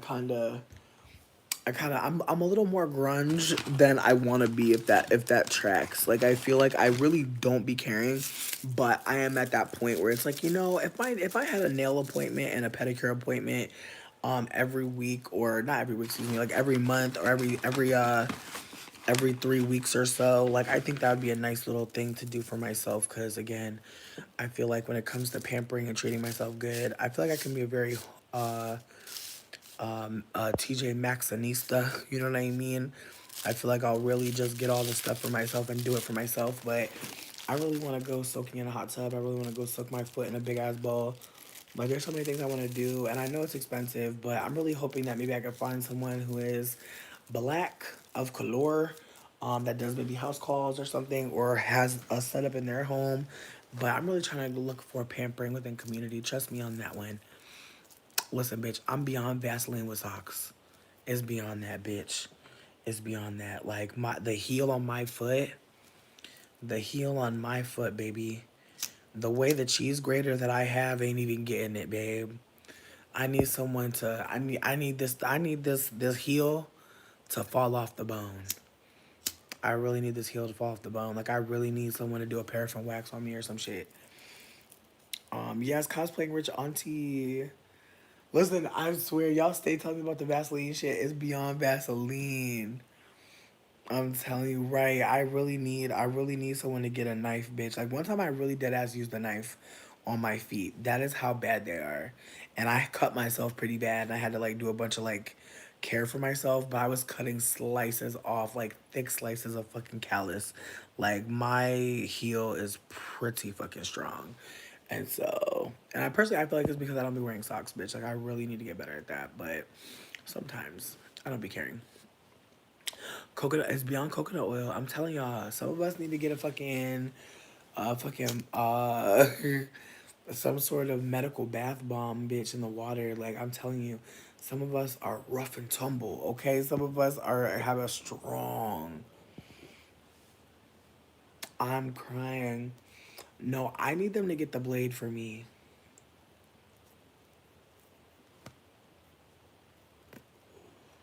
Not the weed pen, babe. I'm so sorry to hear that. I just want you to retrace your steps. Retrace your steps. Think about the last time you took a good puff. Think about the last time you hit it like real good. Maybe you might have dazed back. Might have fell out your hand. That happens to me all the time. My weed fall out my hand all the time. Might have slid behind the couch. The couch be eating stuff. Might be between the bed and the wall. The bed and the wall be eating stuff too. Oh my god, the bed and the wall. To jail. Right to jail. The bed is the accomplice. The wall is the true criminal. Right, it's probably in the bathroom, probably in the kitchen. If you're doing laundry, bitch, I swear it be right on top of the damn dryer. Right, where you switching the clothes. It be like that. I hate that shit though. It be sitting right there too. It might be in a cabinet. You might put it in a cabinet when you was trying to put dishes away. It could be in the fridge. Sometimes you put shit in the fridge. I put a remote in the fridge. Not it could be in your hand, Tammy. You funny as hell. Not your dead ass butt naked in the crib tearing your couch apart. Mango. Oh, damn. And that's the thing too. The couch be having them like little hole pockets, so you could like a lot of shit could slide through. Mm. You said you're butt naked in the crib. I would definitely check the bathroom again. 100% check the bathroom. Yeah, no. Nah, nah, nah, nah, nah, nah. You said it's a brand new one too. You bought it and you ain't going to bed until you find it. Damn, babe. I hope you get it. I really hope you get it all. That is so tragic. Damn. Fuck. Well, if you can't find it, reach out, bitch. Cause honestly, it's the way. It is the motherfucking way, bitch. Cause I don't smoke no motherfucking vapes. I'm gonna be real with you. And it's the way I be buying in bulk. I'm just trying to share it. I just probably not helpful for you, Mango. But just in the event that you do need help, this is what I got. I got Granddaddy Perp, classic. Another Granddaddy Perp. A Blue Dream for the Blue Dream hose. Another Blue Dream. Now this one, bitch. Now this one, the God's Gift. Google her. Google her. Google her. Platinum OG, low key. She just fun as fuck. I fuck with her the most. She's my baby. Skittles. Now, if you want to have a good fun time, Skittles is that girl. She's that girl. And then White Runts. Because, bitch, if you like Runts, you might fuck with White Runts. I want to say it's White Widow and Runts mixed together. So it's got a good high for the body. But, bitch, honestly, I feel like pink Runts, strawberry Runts, those are my favorite. But also rainbow Runts. That's my Runts. But White Runts is good for pain. Actually, was that White Runts or White Rhino? Pause. I think it was fucking White Rhino. Nope, it was White Runts. Um... Yes, did you leave it in the car? Absolutely, the mission is in full effect. Yes, or accidentally threw it away. Ooh, true. Bitch, not you threw away the fork. I'm sad. I've definitely thrown away a fork before. Trees and packages have come a long way for reals. They really have. They truly have. They truly, truly have. And I'm so fucking grateful. But as I said, I don't really smoke vapes. So for the vape people, I feel like right now I got a special going. I think it's like 5 for 100. But honestly, bitch, this week I feel like I'm gonna do 6 for 100. Yeah. No, I'm gonna do seven. I'm gonna do 7 for 100. Just cause again, bitch, I know it's getting crazy out here, bitch. It's getting really crazy. So I'm trying to just make it make sense. Cause baby, if I already got them, you know what I mean. I'm able to do a better deal, but I'm still trying to get my menu together for this week. I'm not going to sleep no time soon, bitch. My plan is to get the menu finished and then start my packing. So I said I was gonna smoke one and go, but I lied. But I really should go, bitch, honestly, cause I really do want to be on top of my shit. I want motherfuckers to wake up and know that I was working hard. You know what I mean? I was doing my thing. I was doing my thing. But I did want to uplift that I am trying to add some new stuff to the menu. If folks are interested in giving suggestions about things that they'd like to see, let me know. There are some things called Mary's Medicinal Patches. If you're a person, I mean, I don't have that much to pack. It's mostly just clothes, my TV, um, my fan. Like, I really don't have too much. Like, I really wasn't filling this house full of stuff. I have a dresser that I've had for this whole time that I've been here, but it's really beautiful. But I just never, and I was supposed to give it to somebody who said that they were wanting to get it, but our time frames never matched up, and I guess they just gave up or whatever. But I don't know. I wasn't trying to keep it. I don't really like it, to be honest with you. I feel bad because my friend gave it to me from her friend whose like family made it, and there's a tiny part of me that wants to be like, but there's a part of me that's like, maybe I could paint it or something. Like, maybe I'm just not thinking about it like that, but I just feel like I'm not a dresser bitch. Like, I feel like also the new apartment has so much fucking storage space. Like, there's so many closets that it don't make sense to even bring a dresser up in there. Like, there's closets with shelving. Like, there's no need. Like, there's a lot of furniture we won't really need to get because we have built-in furniture in this apartment. There's carpeting in every room, so there's a warmth that I know we're gonna have this winter. Um, Getting rugs. I mean, like here for me, I'm gonna be real with you. I'm gonna try to smoke outside.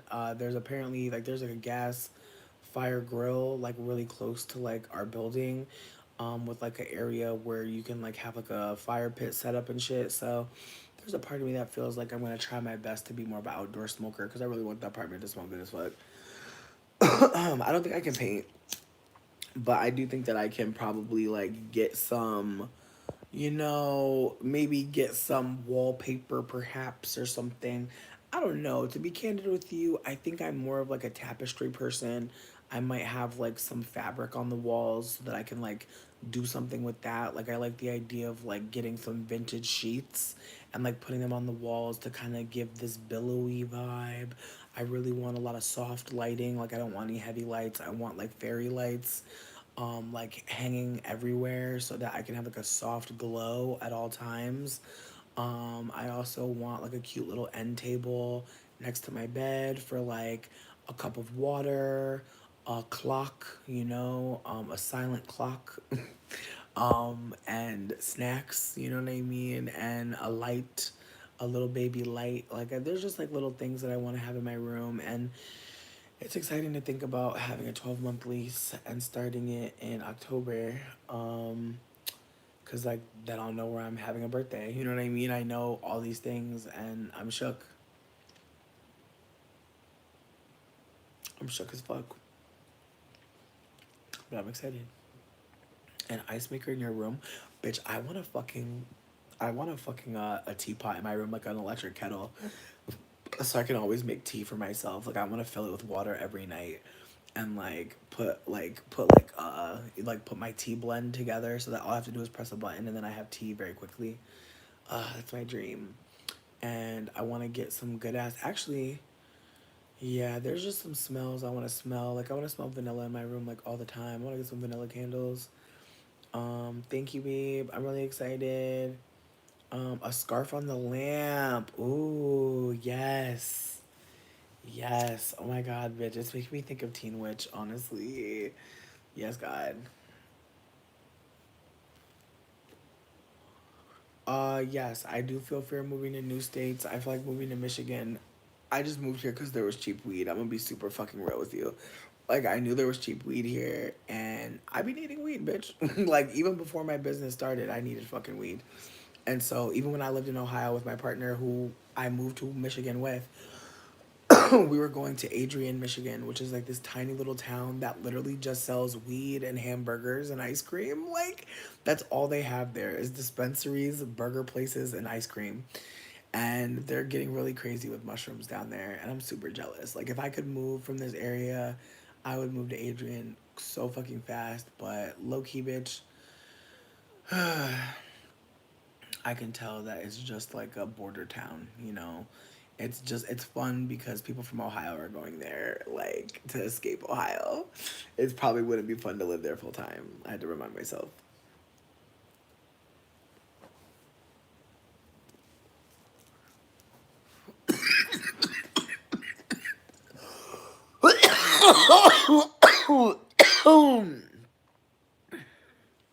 Listen, being afraid to leave New York is so real. For the people that leave New York, I feel for y'all. Cause like there's so much in New York. Like I visited because I'm from Connecticut. So like as a kid, like we went to New York like a lot. Like we drove to New York like every summer, multiple times. Went to Coney Island, went to, just different places in Brooklyn, went to house parties. Like it was wild. Like my mom and her boyfriend like loved being in New York. I remember one time I went to a housewarming party like in like the burbs of New York, like in like the um like just the part of New York that has houses and shit. And I remember we slept over it and it was so fun because it was like there was just this idea that like, once someone in the community gets a house, like we're gonna like warm it up, we're gonna have a fun time. I don't think it was upstate. I don't think it was upstate. It was like just like it was in the city, but like in I don't know. Maybe I'm lying. Maybe this was New Jersey. Like, I don't know, bitch. Like, all I know is I went to a house party in New York somewhere, and it was not the middle of nowhere, but it was where, like, a bunch of rich people were living, and it was a black woman's house party, and my mom and her boyfriend were invited, and I remember all the kids ended up sleeping, like, in the basement, but it was a finished basement. It was really, really, really nice. But we were all given snacks and candy all night because, like, the adults were upstairs getting drunk and, like, dancing, having a good time.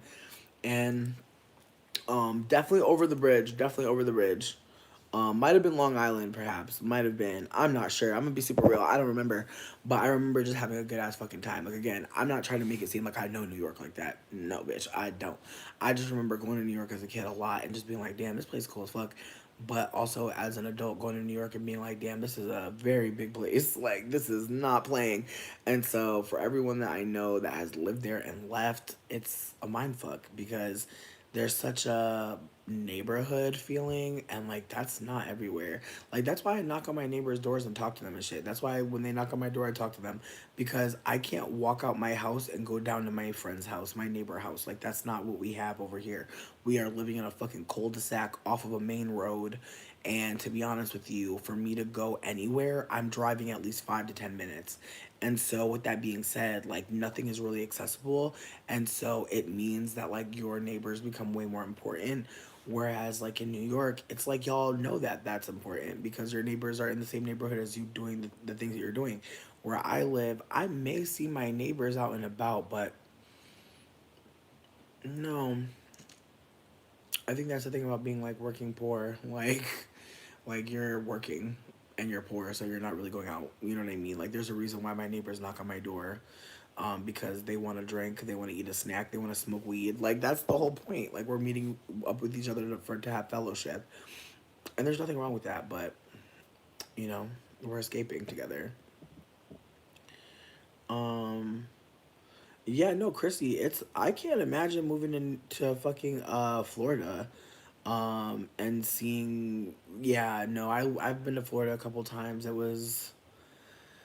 Oh man, it's like it's beautiful in some parts, but it is so rural and so podunk and just so country.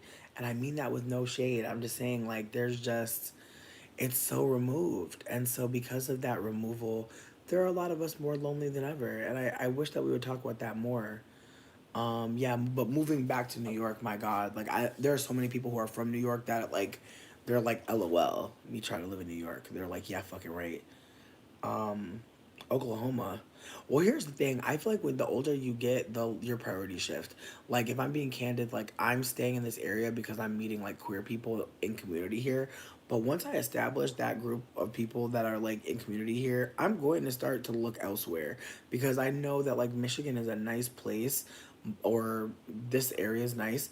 But if I'm being super candid with y'all, I don't want to stay in this area. Like I like it, sure, but the price point's demonic. And then on top of it, I know that I want land. And when I say I want land, I mean I want to share in land ownership with other people in some capacity.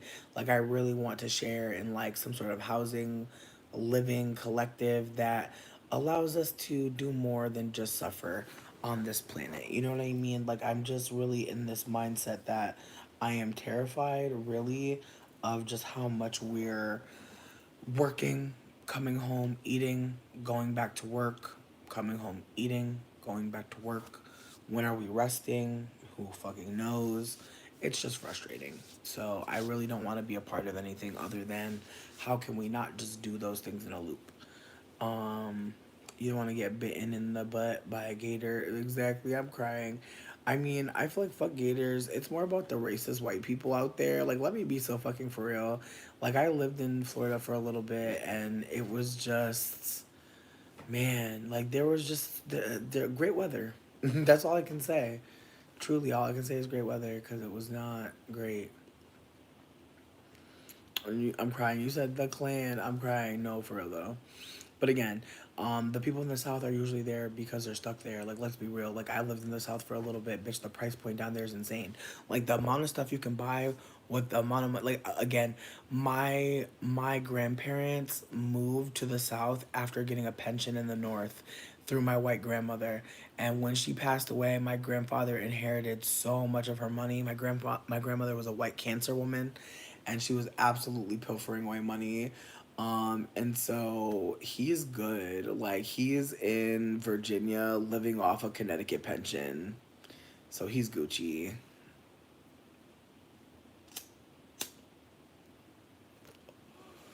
Yeah, the people that are like in Florida right now, my heart goes out to them because again, like that's not it's not their fault that they're where they are, but having to leave, like I can't imagine like loving Florida and then having to leave it cuz there's nothing like it.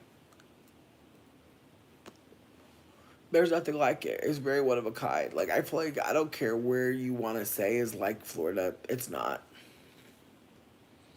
No, no. There's nothing like it.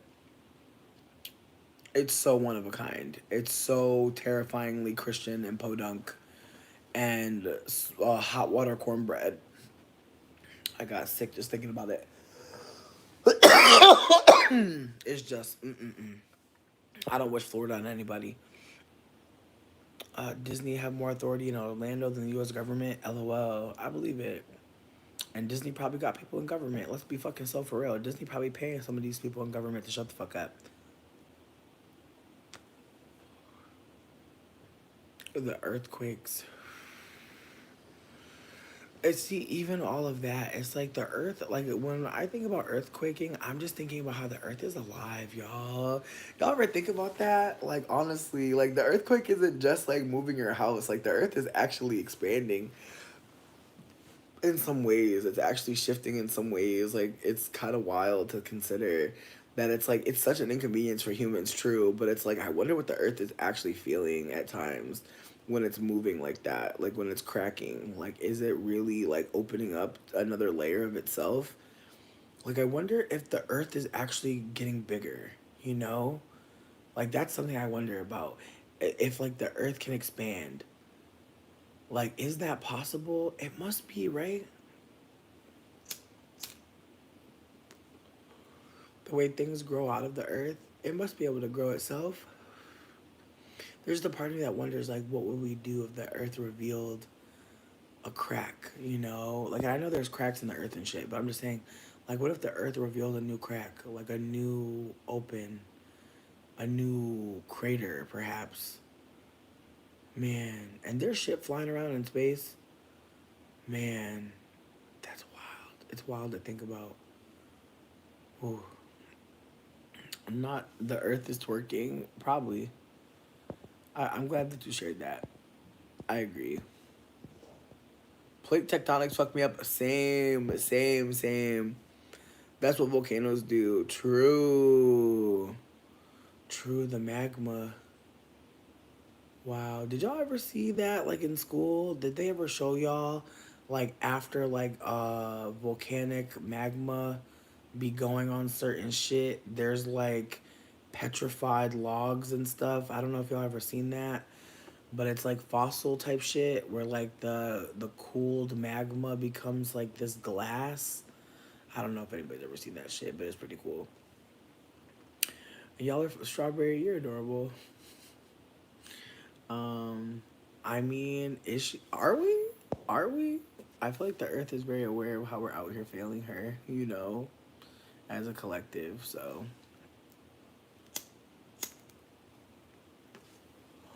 I'm grateful that we're having this conversation though, because my goodness, I don't know. Yes, the ground is very fertile after a volcanic eruption. True. Oh wow, I didn't know amethyst was cooled magma. I fucking love amethyst so much. It's so beautiful. Whoa. Wow. I love the crystal girls are here. Yes. Honestly, I'm so grateful. Wow.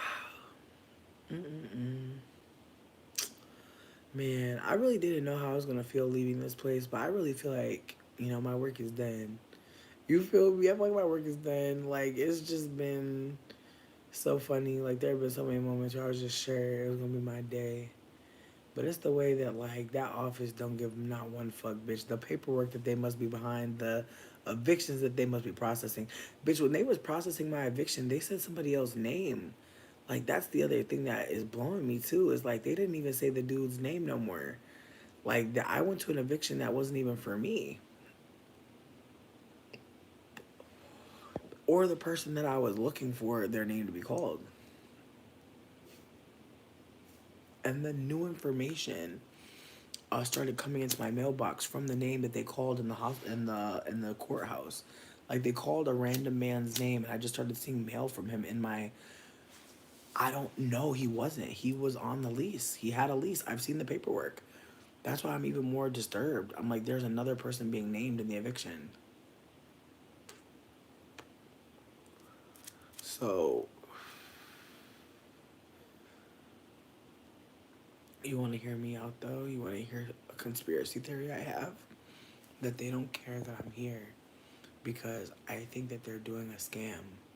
I think that they're saying that they have more people to evict than they really do. Like there's a part of me that feels like they must be getting money when they're able to say someone is squatting or needing to be evicted. Like I'm sure the courts give them something. Like at a certain point of evictions, they might be able to claim hardship. You know what I mean? And get some kickback from the government. Like I don't know. I want to call a lawyer so bad, but I don't really want to talk to anybody in the law. But I really want to know what the scam is because I'm very perplexed.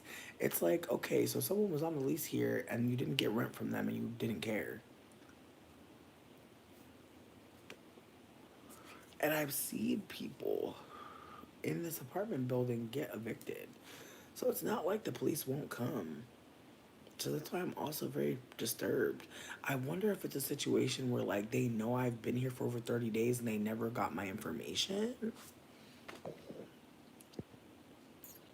Mm. Exactly, strawberry. Like I literally need like I feel like I low key want to talk to a social worker like at my job, and just be like, hey, do you have any information? But I feel like I literally live next door to Hawk. And so there's a part of me that's like, I really should have just gone there. And actually, I might just walk there, bitch, tomorrow and just be like, hey, because at the end of the day, like me being left behind here, I don't know. I just feel like it makes the most sense to go there. Like, they're definitely going to be full. Like, not to like jinx myself, but they were full last time I called. I think I told you I called them And the first thing they said is like, "Can you call your mom?" And I literally was like, "Girl, if I could call my mom, I would not call you." Like, duh, the fuck, like, who would call you instead of your mom, ma'am? And then she's like, "You got any friends you could call?" And it's like, damn. When the shelter asks you, "Where's your support system?" We're in hell. We're in fucking hell. When the fucking grassroots org is asking you where your support system is, when why the fuck would you even call them? Like, that is so bizarre. Like, that's it? Like, you're at capacity and so there's nothing else?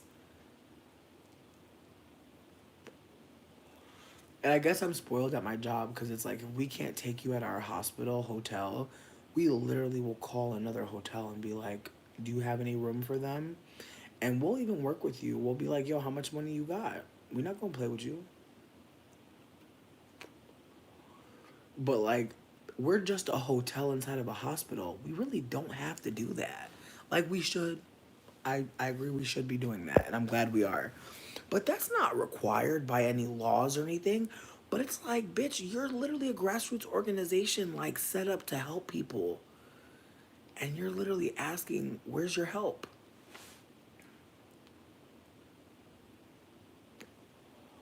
Just fuck me up. Because it's like, why do you work here, bitch? I can't remember. If anybody wants to look it up, it's called HAWK. It's literally next door to where I live, bitch. Like, it's literally my neighbor on the street I live. And they said, "Do you have a mom or some friends?"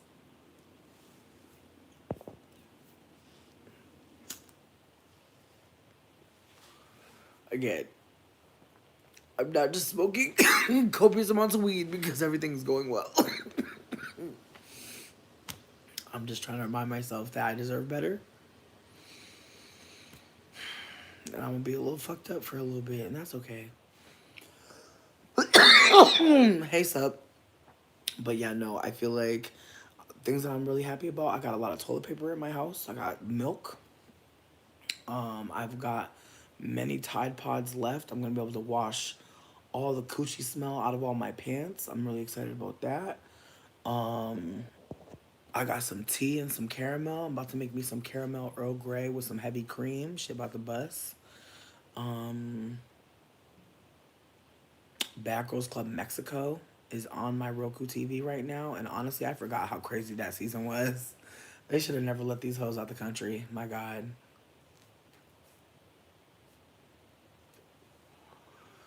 Hmm. Hmm. Will I have enough deodorant to last me? Let me see. There's other good things, I promise you. I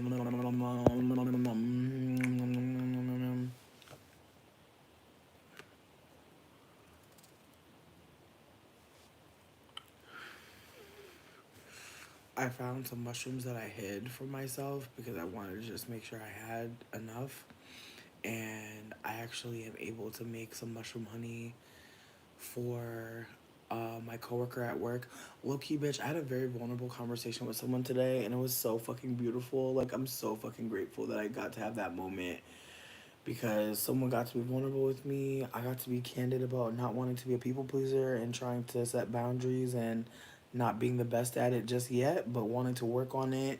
Like, it felt really good today. Like, today felt like a bunch of great conversations. However, one thing I want to bring up is that I was supposed to be a part of this like sex group, like this group of people that go and have sex in hotels together. I'm gonna be real with you. My plan was to be a voyeur and watch, but they invited me into the group and then all of a sudden kicked me out, and then had the nerve to say that I should have been vetted before being invited in there. And I was like, I'd love to see the conversation where y'all decided to kick me out as a collective. Like, I'd really love to see how that combo went down. And she's like, "Oh, I can't show you that." And I was like, "Then I don't want to be in there." Cause like, fuck that. Like, how did I get in the chat room and someone asked me to tell them about myself, and then all of a sudden I'm getting kicked out?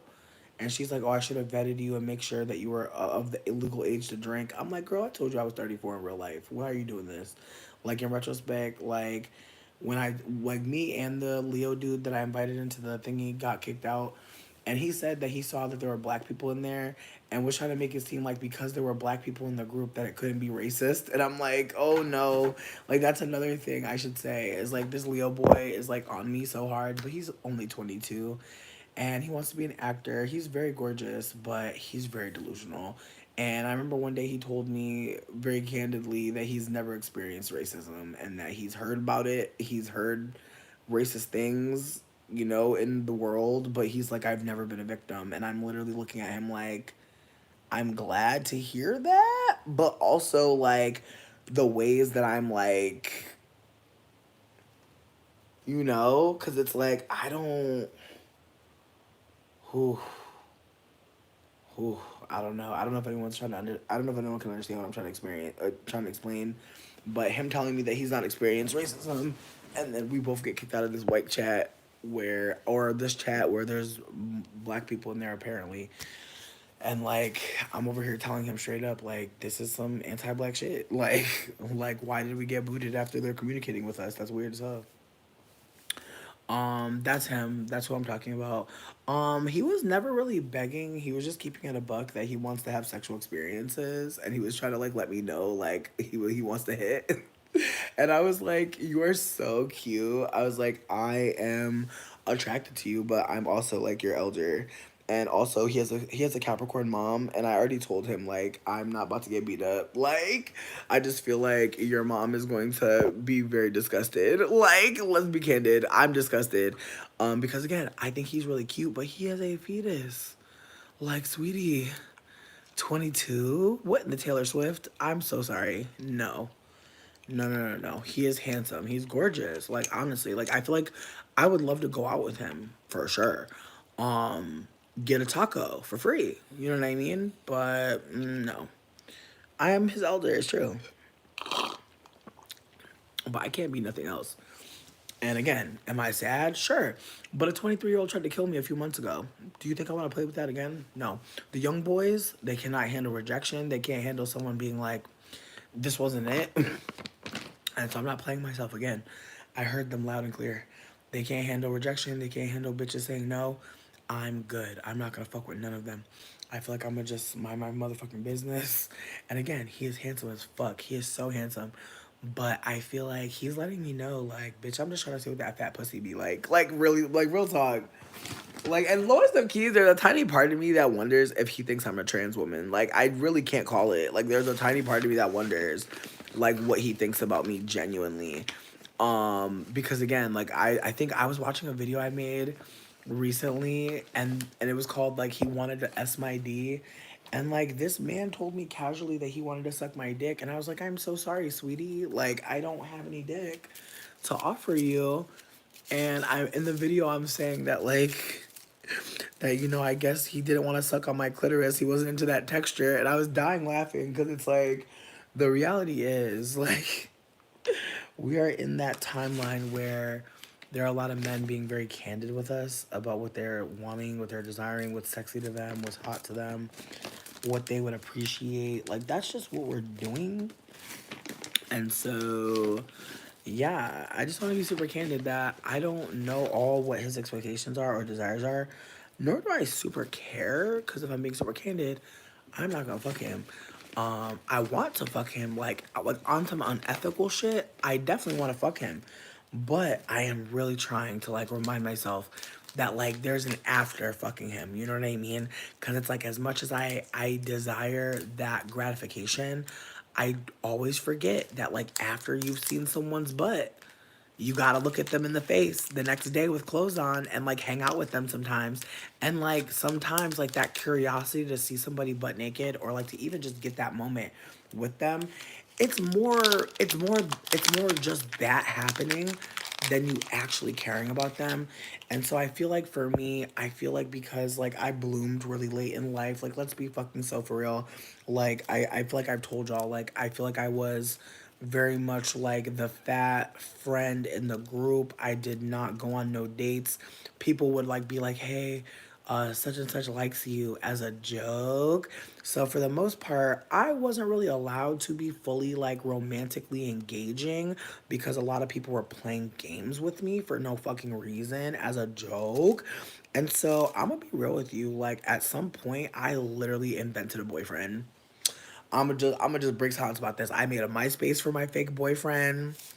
And girl, I'm gonna be real, things got really carried away because this girl that I was like not even friends with tried to be with my fake boyfriend on MySpace. It was kind of crazy. Like I was surprised by her, but listen, I'm probably a sick bitch for this, but I let it work. I let it work out for the storyline. Again, I know it's crazy, but I was already pretending to be my own boyfriend. Why can't I also have a fake girlfriend as well in that mix? Why not? It all made sense at that point. Once I was already pretending to be a fake man, I was like, I might as well be a fake man to another bitch too. And honestly, it was funny as hell because like she low key had a man. Girl, she had a man. She was trying to cheat with me on my fake page. Girl, it got real messy. Girl, I never told y'all about this because bitch, it's crazy. It's insane. But again, girl, she was trying to cheat on her man. She tried to lead the one she with, try a relationship with a fake page. Yes, run by me. Girl was a mess. And bitch, I would see her like out and about. We was not in the same group. And I remember one time our groups converged and she was like, I don't want to say his name. She was like, Chase? And I was like, yeah.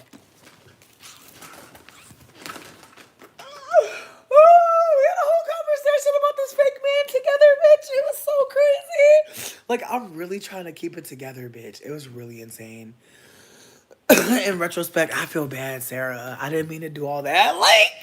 Like in retrospect, like that's how I know I'm gay as hell for real. Cause I was dead ass being a fake boyfriend to a girl on the internet, that lived in my town and went to my school. Like, that's pretty gay. Like that's pretty fucking gay. But again, not say the names. My bad, Sarah. Indeed.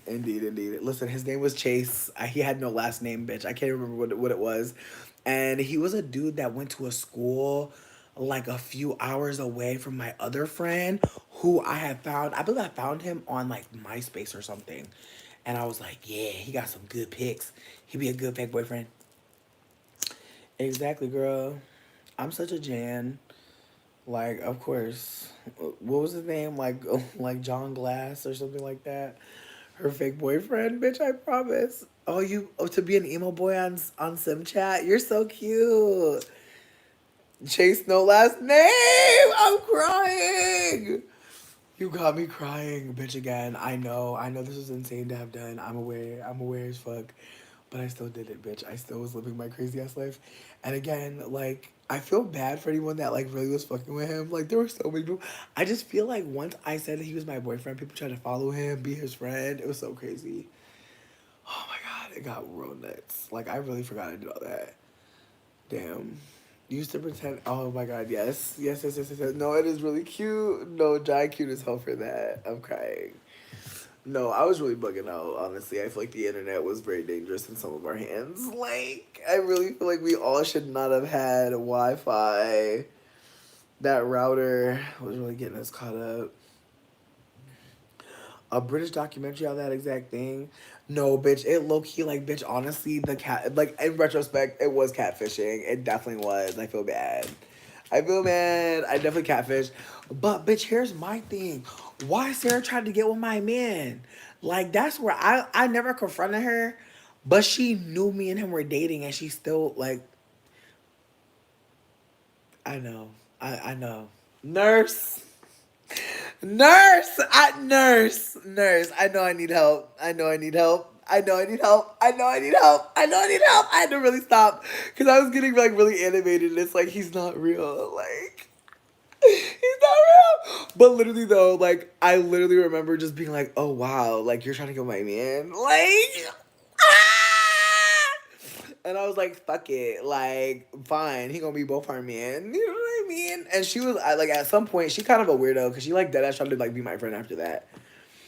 Oh, bitch. Jasmine, I'm so sorry to hear that. Damn, bitch. No. Bitch, reach out. I got some meds. Let me know, babes. I would love to share something with you. Cause the way I've been learning about plant medicine, baby, I'm not saying I got a cure or nothing. I'm just saying I got something for motherfucking inflammation, friend. But I appreciate you for coming through and kicking it. Truly, truly. Just thank you for being here. You said they were teen girls, infidelity, and some more shit. Oh, of course, we're young. We're young. We're young, and so we're going to be silly as fuck. And so again, I don't regret.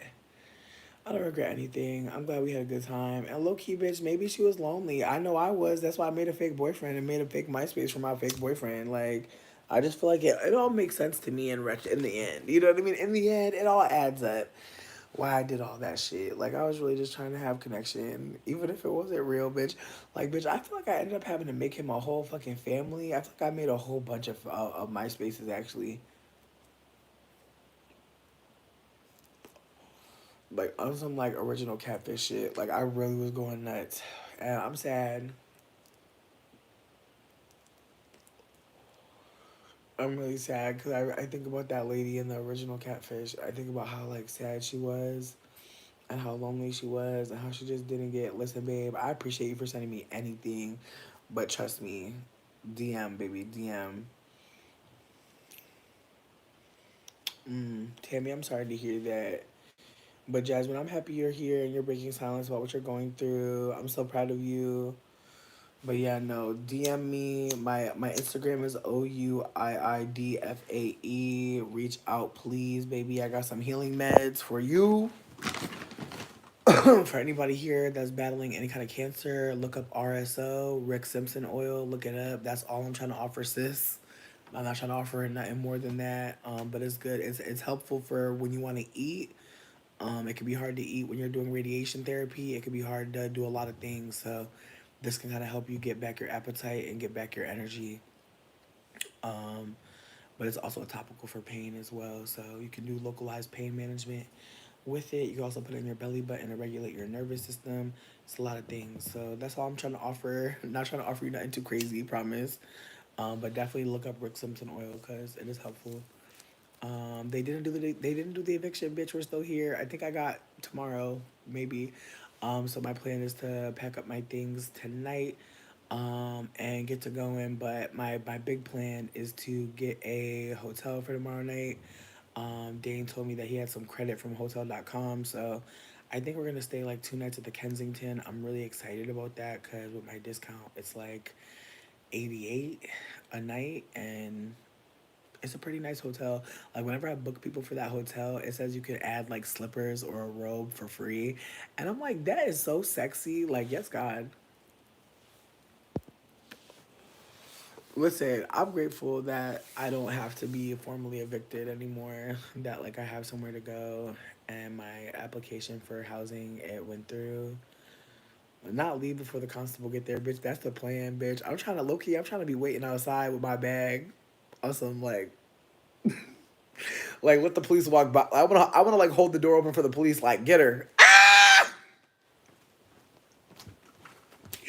I'm stupid as fuck, but dead ass. Like I want to be outside with a fucking on some Mama Joyce with a hat and a slicker, and just be like, do the law. Go get justice, boys. Cause they about to, I just want them to bust up in there, bitch. Like I low key want to like lock the door so they bust up in the door. I want them to do a bunch of damage, bitch, because they're gonna charge it to that. That's really what I want. I want to actually. I'm not gonna do more than I've already done, bitch. I've already made sure it was messy in here, enough for a cleaning charge to be quite high. You feel me? I've done enough for the like, bitch. It's the way that Dame be cleaning the stove. I'm like, don't do that. Leave this syrup where it is. Not no hamburger in the toilet. Babe, I'm screaming. What a great idea. Here's my thing. I do not believe in hamburger abuse. That's the only reason why I'm not going to do it. That's the only reason. I respect hamburgers way too much to put one in the water trash. That's how I describe the toilet. It is water trash. Um, wow. I'm still crying at you saying constable though, bitch. The constable's insane. Ooh, you are funny as fuck. Just thank you, Tammy. You've been such a blessing. Oh my god. Good morning. Hope y'all are well. Hope y'all are well. Right, not a hamburger. Like, my goodness, what did the hamburger do to you?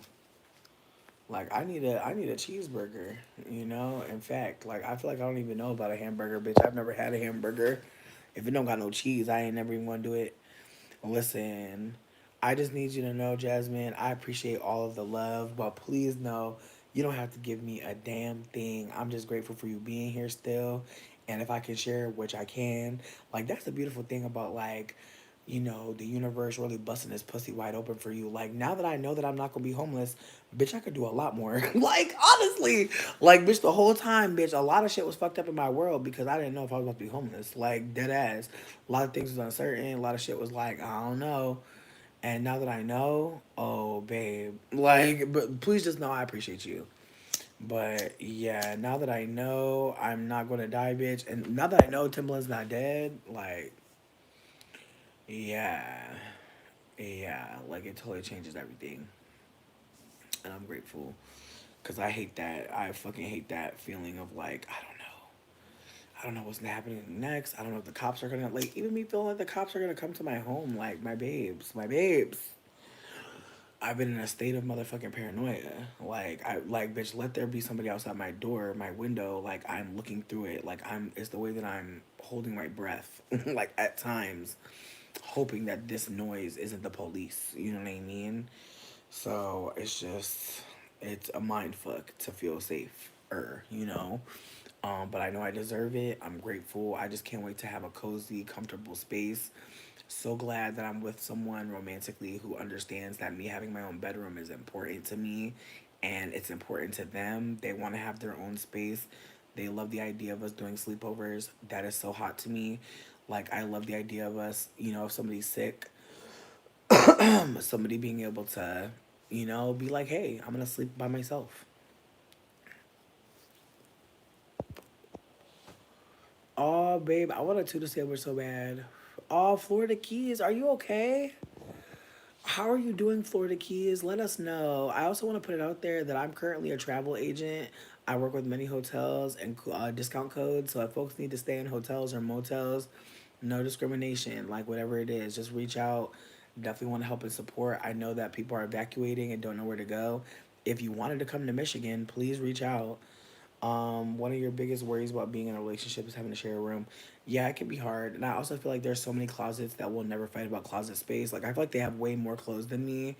But I feel like that may change soon. I feel like I'm getting more into fashion recently. Like I've been really thinking about like clothing expression and like how I've just been wearing certain things because they're comfortable and like I can afford them, not because I want to wear that shit. Like, and I have to hold that like, artistic expression. Like, those are things that are like gate kept from poor people. Like, we don't always get to wear exactly what we want to look like in the world, and so that's something that I'm trying to get back into is like dressing myself in the ways that I want to be looking, and I'm taking so much inspiration from creators like Mila's World. Like I love her fucking makeup journey. Like her eyeshadow has been just so amazing to watch.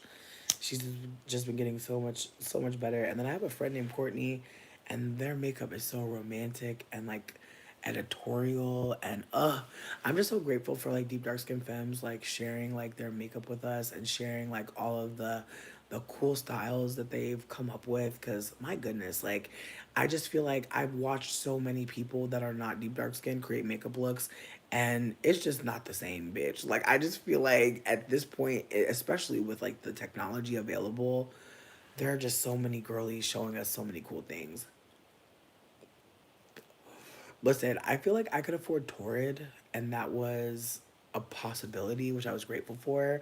But I feel like I was like, I don't know. I feel like I was really trying to emulate like what I thought was like fashion. And now I'm like, bitch, I want to dress like a fucking bog witch. I want to dress like a pirate whore. Like, there's just so many things I want to dress like. And I'm just like thinking about the costumery of life and how you don't have to like be anything. Word. Okay, bitch, never. Tavo, never. Is it Tavo or Tavo? Let me know. Love you too, babes. Just know. Listen, here's my thing about this apartment. All I'm gonna say is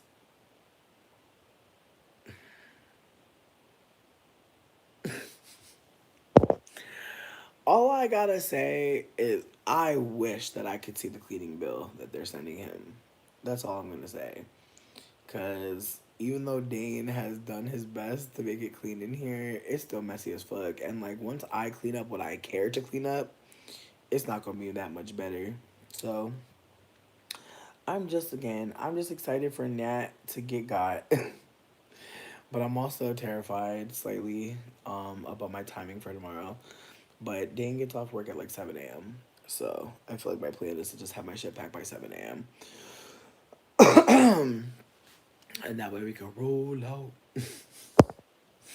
And that's just the plan. Listen, I did not know what this shit was gonna be. Oh, you're a pirate whore. I need to see your looks. Please share with us. Please God, because I'm still here. I want a tunic. Like I want to wear I want a puffy shirt like a pirate. Like there's just so many things that I want to wear, and I'm excited. I'm excited that we all get to express ourselves with clothes. But I've been really thinking about sewing and making my own things. Also, I had a friend send me a bunch of really beautiful things, and like she sent me this really beautiful like brown like coat, and I want to line it so fucking bad with like green satin, just because I feel like if it was lined interior on the interior, it would just give something so much like just a little pop, and it's like such a beautiful chocolate corduroy coat. But like I think like a liner would really change it, like in terms of just how it shows. But also I'm like, what if I could make it double sided, where like it's like satin on the outside, and then maybe corduroy on the inside, like when it's, you know, like maybe in winter as like a top layer. I don't know, but I'm thinking about shit like that. I'm thinking about like how to create a wardrobe that's one of a kind, how to look like no one else. Exciting. Yes, like a Kiwi vibe. But I was also thinking about how like I really wanted to like when I was in art school, like or in art class, like when I was in high school, we studied sumie, which is like this style of taking ink and bamboo brushes and kind of like using the ink uh to create um all types of different things. Like you can create a lot of Japanese characters. You can create some very beautiful trees with like a snowy background because usually you're using white paper. But I'm thinking about like a sumie style, like really ornate pattern, which will like really stand out against like the green satin. Bitch, honestly, oh my god, Eric, I pray you really get into cobbling. That is so exciting. I was thinking about how like all the shoes I got from Torrid, like none of them have a liner. Like I have to buy an insole for every shoe I bought from Torrid, which is insane. Like there's no lining. Like every shoe I can feel the fucking earth in the sole and it's fucking me up. Like how many shoes for fat people or for larger footed people just don't have any protection and how they're like making us have to pay to have a comfortable shoe. It's really evil. And so I'm trying to figure out how to line my shoes for as cheap as possible because they're comfortable to a point, but like at some point I'm like begging for something. So it's really unfortunate though. Like the amount of shoes that I've just got that like they need me to do something extra. Like I remember there was a time where I didn't have to do that. But it's feeling like we all need to learn how to cobble, Eric. It seems like we all need to learn cobble skill. And so I just feel like I'm trying to just dig into like life in some ways, you know. You said Iron Fist. Are those the people that do the drag shoes? Cause if they don't got flats, I really can't hear you. Like I'm not that adventurous. I'm like 6'2". I wanna put that out here. I'm a very tall femme. I will never wear heels. It feels insane. I'm so sorry. Like I don't like the people that wear heels, kudos. Kudos. I'm a sneaker. I'm a sneaker. I'm a flat. If anything, I'll do a chunky heel. But bitch, you think I'm doing a stiletto? No. Never in life. Never in life will I ever do a skinny heel that scares the shit out of me, bitch. No, Torrid is evil. You're 6'1", you wear heels. Well, you know what? I'm not trying to say you can't wear heels. I'm saying for me, I'm already really tall in here. That's where I'm at. I'm already tall in here. I feel like the girls that wear the heels, they're a lot shorter. I'm not saying no tall girls wear heels. I'm saying most of us are not. That's all I'm saying. I am so terrified. Like 6'6" stomping around in heels. Hell no. I just feel like bitch, I fell recently wearing regular sneakers. And I'm still recovering. Like I still have I like bitch. I'm not even all the way healed from that. I'm fucking crying. I'm fucking crying, bitch. Not you're a hobbit. I'm crying. Not your 4'9". That's so adorable. Again, I'm tall and I'm fat. Wearing heels is death to me. My feet are weeping thinking about that. I could never. Like, I have the comfiest chanclas right now. They're so fucking amazing. And they're just like giant fat platform jelly sandals. And like, that is my favorite shoe right now. And if I could wear that shoe everywhere, I would. I'd wear that shoe to church. I'd wear that shoe. I wear that shoe to work. And old women ask me all the time, they're like, are those comfortable? I'm like, absolutely. Like jelly sandals, Jesus Christ. I got them from fucking Walmart, bitch. They were $10. Best $10 I ever spent in my life. Like I literally want to buy a pair just in case because I feel like just the way that I need them and rely on them if anything were to happen. Hey Nubia. Not timber, bitch. Okay, but here's my thing. Like, when you're wearing heels, like, are you wearing like the thin ones? Like, is there a preference in heel? Like, cause I feel like like a square, chunky heel, I could understand that for a few hours. Like, I feel like I could understand that for a few hours. I'd really have to like wanna be with, you know what I mean? I'd have to really be with someone worth that. I can't say everyone's worth it. Everyone's not worth me putting on a heel. It'd have to be an event. Like it'd have to be maybe a wedding. And even then, bitch, I feel like I'm wearing a chunky fucking thick Bratz doll shoe. I'm fucking crying.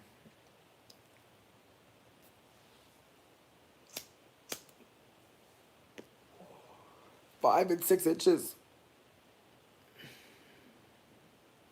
You're super sweet, Jasmine. I'm really cowgirl boots. Yes. See, a cowgirl boot is cute. I feel like we're meeting in the middle. I feel like if the heel is thicker than an ice cream sandwich, yes. But nothing thinner than an ice cream sandwich. Like I need like the width of an ice cream sandwich in chunk, and that's just where I have to stand on it because I'm a tall and I'm a hefty. I'm hefty. I'm not just big. I'm wide, and the wrong shoe, bitch, and I'm dying. Yang, I'm fucking crying. Not Latin silk. Not Latin silk. What do that mean? Ooh, a McFlurry. What kind though? Because the one with the many M&Ms is the best. Um, okay. The not the cowboy boot was fucking up the pinky. Honestly, you gotta find the angle ones, the ones that ain't really like. I feel like you gotta find the ones that's like rounded in the front. You can't do the point, the trunchable. You can't do the crunchable ones with the pointed.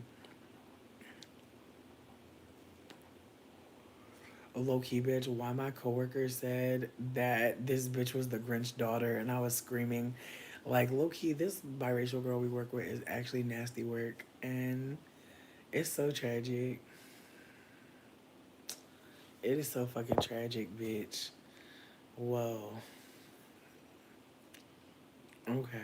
Mm, not from Texas, bitch. I'm crying. I'm crying. But yeah, no, like my coworker texted me and said that oh, so by the way, we're doing our 45-day review because I think I told y'all we on a 90-day probation before they offer us a position. And I'm crying because apparently the biracial girl sat in on it, and my coworker was like, "This bitch not a fucking manager or a trainer. Like she is a trainer, so maybe that's why she sat in on it, because they're training her to be taking another position, maybe." But She already said she want to leave that job, but now I know that that's bullshit. She already told on herself that she's staying, and it's like, why did she lie about leaving? That is so weird. And then also in retrospect, like when she said she want to have a podcast with us, I think me and my coworker realized like that was a dog whistle. Like she was basically trying to call us chatty, like brown bitches. Like she wasn't trying to really connect with us. Like I think she was actually making a statement about us and being nasty because she's a fucking Gemini. And it's bizarre because like there's moments where I remember like when I first met her, I told her like I was worried you were gonna be an Aggie ass fellow light skinned person. And I feel like in that moment, I think that's when I knew that she was that. Because she was kind of confused in this way that kind of had me like, fuck. I broke silence about us being weirdos, but you don't know yet. And I feel like in that moment, I think that's when it became obvious to her that I like, or not obvious, but I think like I hate to say this, but like I think me acknowledging like all the things I was acknowledging, I think she was like, oh, so you're not like me. And so I don't think that she's capable of seeing me outside of blackness. Like again, I know it's gonna sound very bizarre to say, but I think that like she thinks of my critique of light skinned people, or rather mixed people in black spaces, is a black critique. And so I think that in ways like all she's able to do is say racist things to me. It's really sad. But like she said so many racist things to me, so many bizarre things to me, and like I don't think she realizes that like they're racist. And it's again, it's on me to get my people, but she has power over me in a particular way, and she's kind of already shown me that she's not to be trusted. And I've also seen her be fake and be a snake to other people. So I'm just like I'm terrified.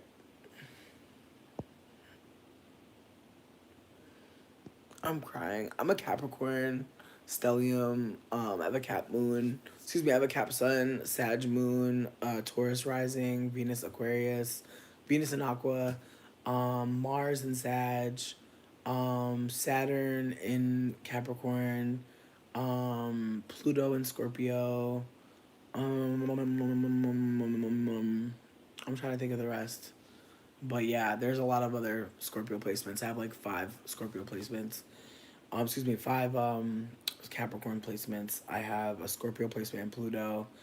Um, my Jupiter's in Cancer. My Black Moon Lilith is in Libra. By the way, Black Moon Lilith just got added to the Shani app, but it's only for fucking premium. So if you don't have premium, it don't matter. But bitch, Shani about to get my money again. Um,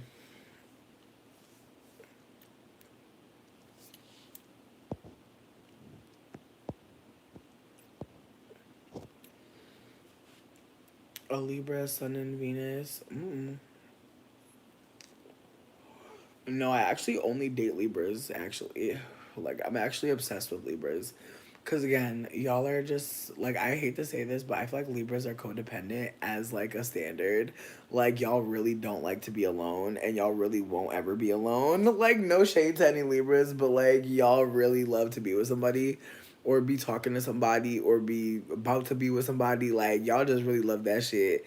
And me too, bitch. So I feel like that's why I stay meeting up with them, because they always ready. I mean, people could say the men. People could say the men. People could say the men. People could say the men for sure. But I feel like I've only dated one Libra femme, so let me not do that. Let me not try to play her. I feel like, honestly, she probably married too, so let me not even do her. Let me not do her, bitch. Let me not do her. But I'll say this: I feel like Libras know where the love is. I'll say that. Like they only are where the love is at. They're not about to be nowhere suffering, going down bad too long. Like if you're not treating your Libra right, baby, they are going to leave. Don't worry. If you're not listening to them, they will leave. Like I just feel like Libra, they not suffering no fool. Like if you don't get it, then they gotta go. And that's why I also love them because they're very much the type to dip out. And like again, it's hard to get left behind. It's hard to be the one that's not, doing the things that they need to be doing for a relationship to flourish. It's hard. But I feel like that's also why I like them. Like if they're not happy, they're gonna leave. And I feel like I've learned a lot from them. And I think that that's one thing about Libra that I think we don't talk about enough is that they know where the love is at. They know what love is, and they're not about to sit up here and act like play with you. Like if you're not giving it to them, they're gonna go find it. Mm, Heard you. Now here's my thing. I don't even think it's necessarily just romantic. Like I'm not necessarily just talking about romantic love. Like I just feel like Libras know where love exists. And so if they're not getting it from one place, they will get it from another. And I think that that's something that's beautiful. I think that some of us could learn a lot from that aspect of Libra. That Libra, their motto is "We are," so they know how to be a friend. They know how to be a confidant. They know how to be a lot of things that are not easy for us all to be all the time. And so I do think that the Libra does practice love as a standard. And I think it can be kind of scary to be around people who are practicing love. And I think that's again why I'm gravitating towards Libra so much.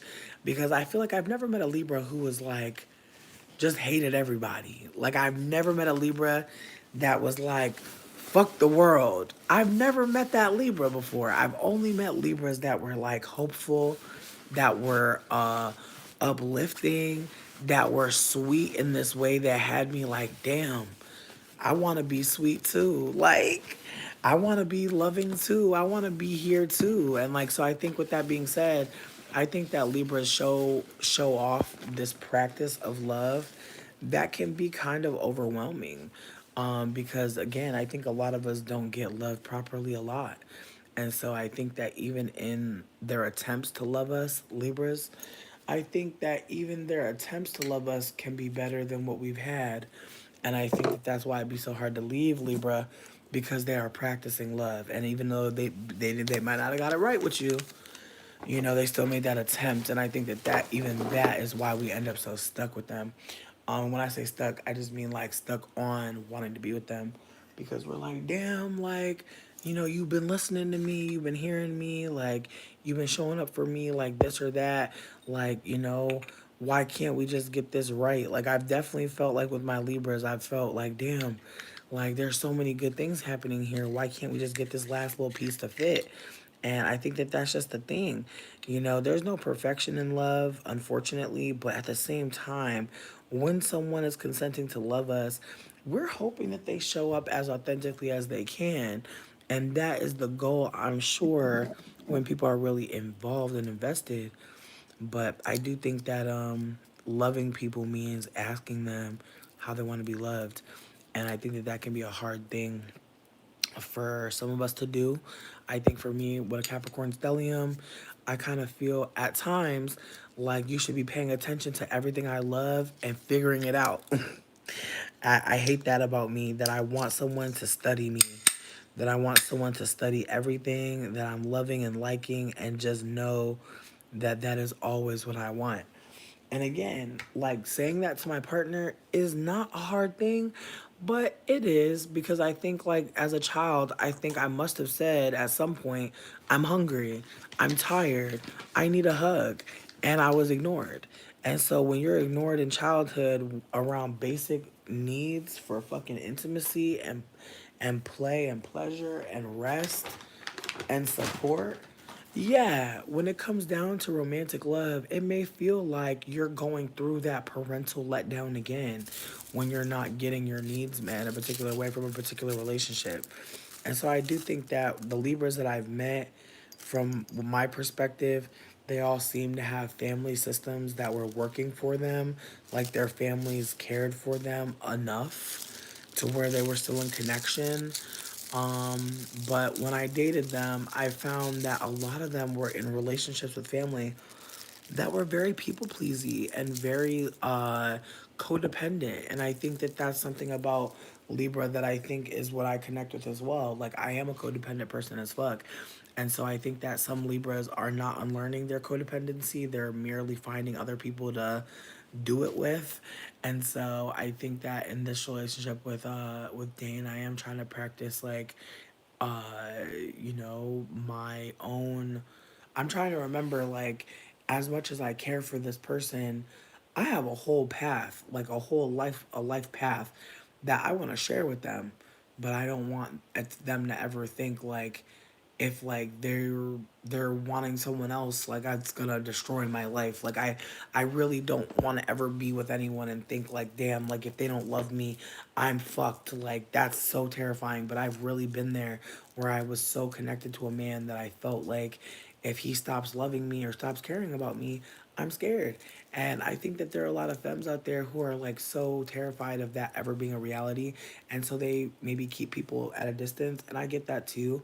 And then there's the rest of us who are like, we don't really know how to love small. We're scared, sure, of like getting played, but I'm more scared of like missing out on, figuring out what the fuck this shit is. Cause again, even when someone plays us, we still have those memories of before getting played. And so I'm trying to remember that there is value in those pleasure moments, even if they turned into, damn, I hate that man, or damn, that man sucks. There were still moments where you thought you were getting your needs met, where you thought that person might actually be for you or might be a part of your life longer than this sexual experience, Oh shit, you're wrong. What now? It's like, can we really hold ourselves accountable for believing that something may work out? I don't think there's any point. I think it's more important to just consider that there's so many little beautiful moments in life, and some of them involve a man that you don't like now. You know what I mean? Like it's so ironic that we can have moments that are so beautiful, and yet the people in them, we wish that we could delete them from our minds. But it's okay, it's really okay to be hurting. It's okay to be like, I'm still not happy. It's okay to say, or to lay in bed another day and cry. Like, I just want us all to remember, like, we don't really owe anybody our performance of being okay. And a lot of times when we're acting like we're okay, we're not allowing ourselves to seek out the connections that we actually really fucking need. Like sometimes you gotta, break down and call your bestie that you haven't talked to in a little bit. And maybe at some point y'all talk about the fact that you haven't spoken in a while and why that is and what happened and what's going on with you. Listen, I as a Sag moon, I'm just grateful that I'm still here, man. I just feel like Sag is such a let's try everything kind of sign, and I think my moon being very open to trying many things is a blessing and a curse. Because there's definitely moments where I'm like, protect her, and I'm talking to myself in the mirror. And then there's times where I'm just like, I'm a journalist, I'm not a journalist, but there's just moments where I'm just like, I want to experience life. I want to say yes to things. So, but with that all being said, I'm so fucking grateful I got to have this night with y'all.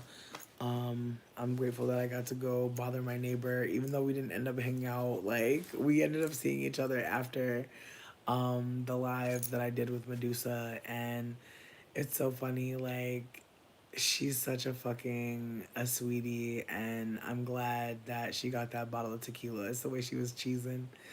I love Aquarius people. Like, they're so fucking funny. My God, like you should have seen her little face. Like she was like, "Yes, God." I love it. I love it because I could tell her and her friend, they were two mamas that finally got off their mama duties and they was out there being bad, and I love it. Cause my goodness, it's the way that when you're a mom, people really be expecting you to stay in the house every motherfucking day, cook for every fucking body, and it's like, no, God, I hope y'all get wasted. I hope y'all watch some good movies. Like, it's the way that I really pray, like all single moms, or even like moms that have other mom friends and y'all don't really be doing too much together. I hope y'all really like do something fun for each other. Like, I really do. Like, I know Halloween coming up and the kids gonna be centered and shit, but I pray y'all do something fun in the October 20s. You know what I mean? I pray y'all really just do something for yourselves, cause my goodness, like, mm-mm-mm. I swear, the way mamas gotta have fun in between everything else. and then be feeling guilty the whole time, hoping your ass ain't dead. It's so tragic. Woo, I pray she just gets some rest. But yeah, anyways, I love y'all so much. Thank y'all for chilling with me. Um, I feel like I don't know how tomorrow about to go. My genuine plan is just as I said, I'm staying up all night. I'm packing up everything. I'm trying to go to the fucking safe house tomorrow morning and just try to see what they can do because I feel like calling them means that I have a place to call you from. If I show up, I wonder what they're gonna say. But I'm hoping that I can get some shit squared away by the afternoon because, bitch, I gotta go to my job, bitch, and just, you know what I mean? See what's up. On top of all of that, I gotta live. You feel me? I gotta fucking live, bitch. I gotta live. And so I'm really hoping this week I do just that. I'm really hoping that I find time and the resources to pour into myself because I want a massage bad as fuck. Like I really want a good massage. And I want a massage somewhere with a hot tub. Like I wanna get massaged up and I wanna go get into a hot tub. And then I want my booty ate and I wanna eat some fried shrimp while I'm getting my booty ate. I don't care. Think about your own fantasies. They probably wild too. Anyways, I'm gonna keep on manifesting on my booty ate, and I want a lot of fried shrimp, the big ones too. And I want some shrimp fried rice. I want shrimp on shrimp. Come on, universe. Hear my cry. Hear my cry, universe, please. And snapping and all of that. Exactly. Why are we so sore indeed? Honestly, it's these beds. I'm convinced. It's looking at the phones. For me, it's the weave, bitch. I don't put too much in my head, but I'm not going back. I'm not turning back. I'm gonna weather this storm. I'm praying. I'm praying I just learn. I'm praying I adjust. I'm praying I get stronger. I'm praying I get stronger. You know what I mean? That's all I'm gonna pray on. Anyways, always on them damn phones. Ooh, not black paint on the walls, but see then I gotta buy the paint, bitch. That's the thing. It's like there's not really too much more I could do to really make it bad. Like I'm also really not trying to do nothing to go to jail. You feel me? Cause that's the other thing too. Like you do too much, then you going to jail. You know what I mean? So that's why I'm like, you know what I mean? Like, don't get me wrong, bitch. I'ma sprinkle some bird seed and shit on the window sills. You know what I mean? Some granolas and stuff like that. I want the ants to come in. I'm trying to get an infestation for sure. Like literally, like before I go, I'm cracking the window with no screen in it, and I'm putting a trail of breadcrumbs. Swear. I'm hoping they find a bird in here, bitch. I'm praying some birds come in here and take this shit over, bitch. I'm trying to turn this into birdtopia. That's all I want. I just want some pelicans in here, some pigeons, a parakeet, a couple things, a couple owls. Exactly. Oh, Tammy, trust me. Marie, for real. Not Capricorns can't handle jail, bitch, and that's why my ass don't ever be nowhere near where the jail is at. That's what like bitch. How long y'all been watching me, bitch? I don't never be nowhere where the law is at, bitch. They don't never be with me, bitch. I called the police. They came here. They took a man to prison. They ain't never called me back. I asked them for a follow up. They did not call me back. I praise God every day. Not birds, bitch. Anthony, you got me screaming. And see, I do to send you the 50 milligrams because I knew the 50 milligrams. I feel like I knew they would hit for you, bitch. I knew they would hit because them 20 milligrams are nice, but them 50s though. You said sugar for free drizzle. I'm crying. A drizzle trail from the window to the counters. Listen, I got some sugar in the raw too. I'm about to mix that shit with some rice. No, because that's going to kill something. I'm not trying to kill nothing in here. That's scary. Yeah, apparently if you feed rice to birds, they going to blow up and explode. So don't do that.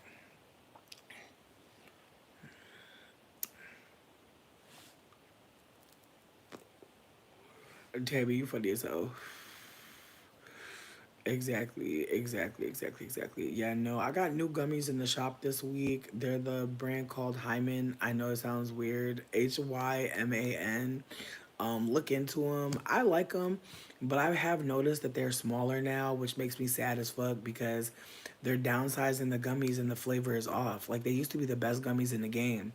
That's why you still waiting on the bubblegum bitch. Cause like I tested them before I ever sent anything, and I noticed that they changed the size and they changed the flavor. So I'm at this point where I'm going to look into the brand Thunder Canna because I really like their texture and their brand, and the price point was cute. So I'm gonna still send the bubblegum, but I'm gonna just send you some that I really like so you know like what differences is out here. Because the ones that I was gonna send or the ones that I'm gonna send, but that I was gonna send more of, they made them so fucking little and like they're still kind of tasty, but not the way they were. Not super glue. Not Capricorns trapped in their mind jail. I'm crying. I disagree. I feel like some of us have left. Like some of us have flown that coop. Mm,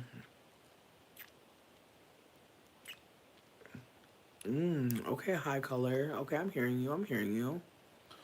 Word. I'm definitely gonna keep my eye out because they got all different types of brands out here, and some of them are really tasty. I think White Boy Rick started making gummies. I'm gonna look into that and see what the price point is on that, because everybody's been loving the live resin vapes from him, and I bought some weed from him before and I liked it. So I'm gonna just see what's up with that brand more. Um, but yeah, no, as I said, I need to go get this menu together, and then from there I'm gonna get my pack on. And then in the morning, bitch, I'm hopefully going to a motherfucking diner, bitch, for some breakfast, cause woo, tonight about to be a fucking mess. That's why I'm stalling, bitch, cause it's like once I get up off here, but the way I'm about to be supermarket sweeping this bitch running around, I'm crying. Mr. F coming for us. I know. I know. I know. That's fine. That's fine. Listen, some of us Capricorns be thinking a lot, but I'm glad that we be thinking a lot. It means that we, you know, sometimes, not all the time. Sometimes we need to just be doing shit. Breakfast is life for sure. Of course, that's all I love is bacon, egg, and cheese, bitch, on a croissant. That's my favorite thing to eat anytime. Like if somebody wanted to kidnap me, they would just put that shit on a plate somewhere with a big ass net above it, and they would just get me every time. It's sad. Anyways, I love y'all so much. I thank y'all so much. Thank y'all for kicking it. Thank y'all for having a good time with me. If y'all did, if you had a whack time, I can't help anything about that. I'm so sorry that you can't get your time back, bitch. But I hope next time you make better decisions, bitch. How dare you? I'm joking. I'm sorry. Anyways, bye.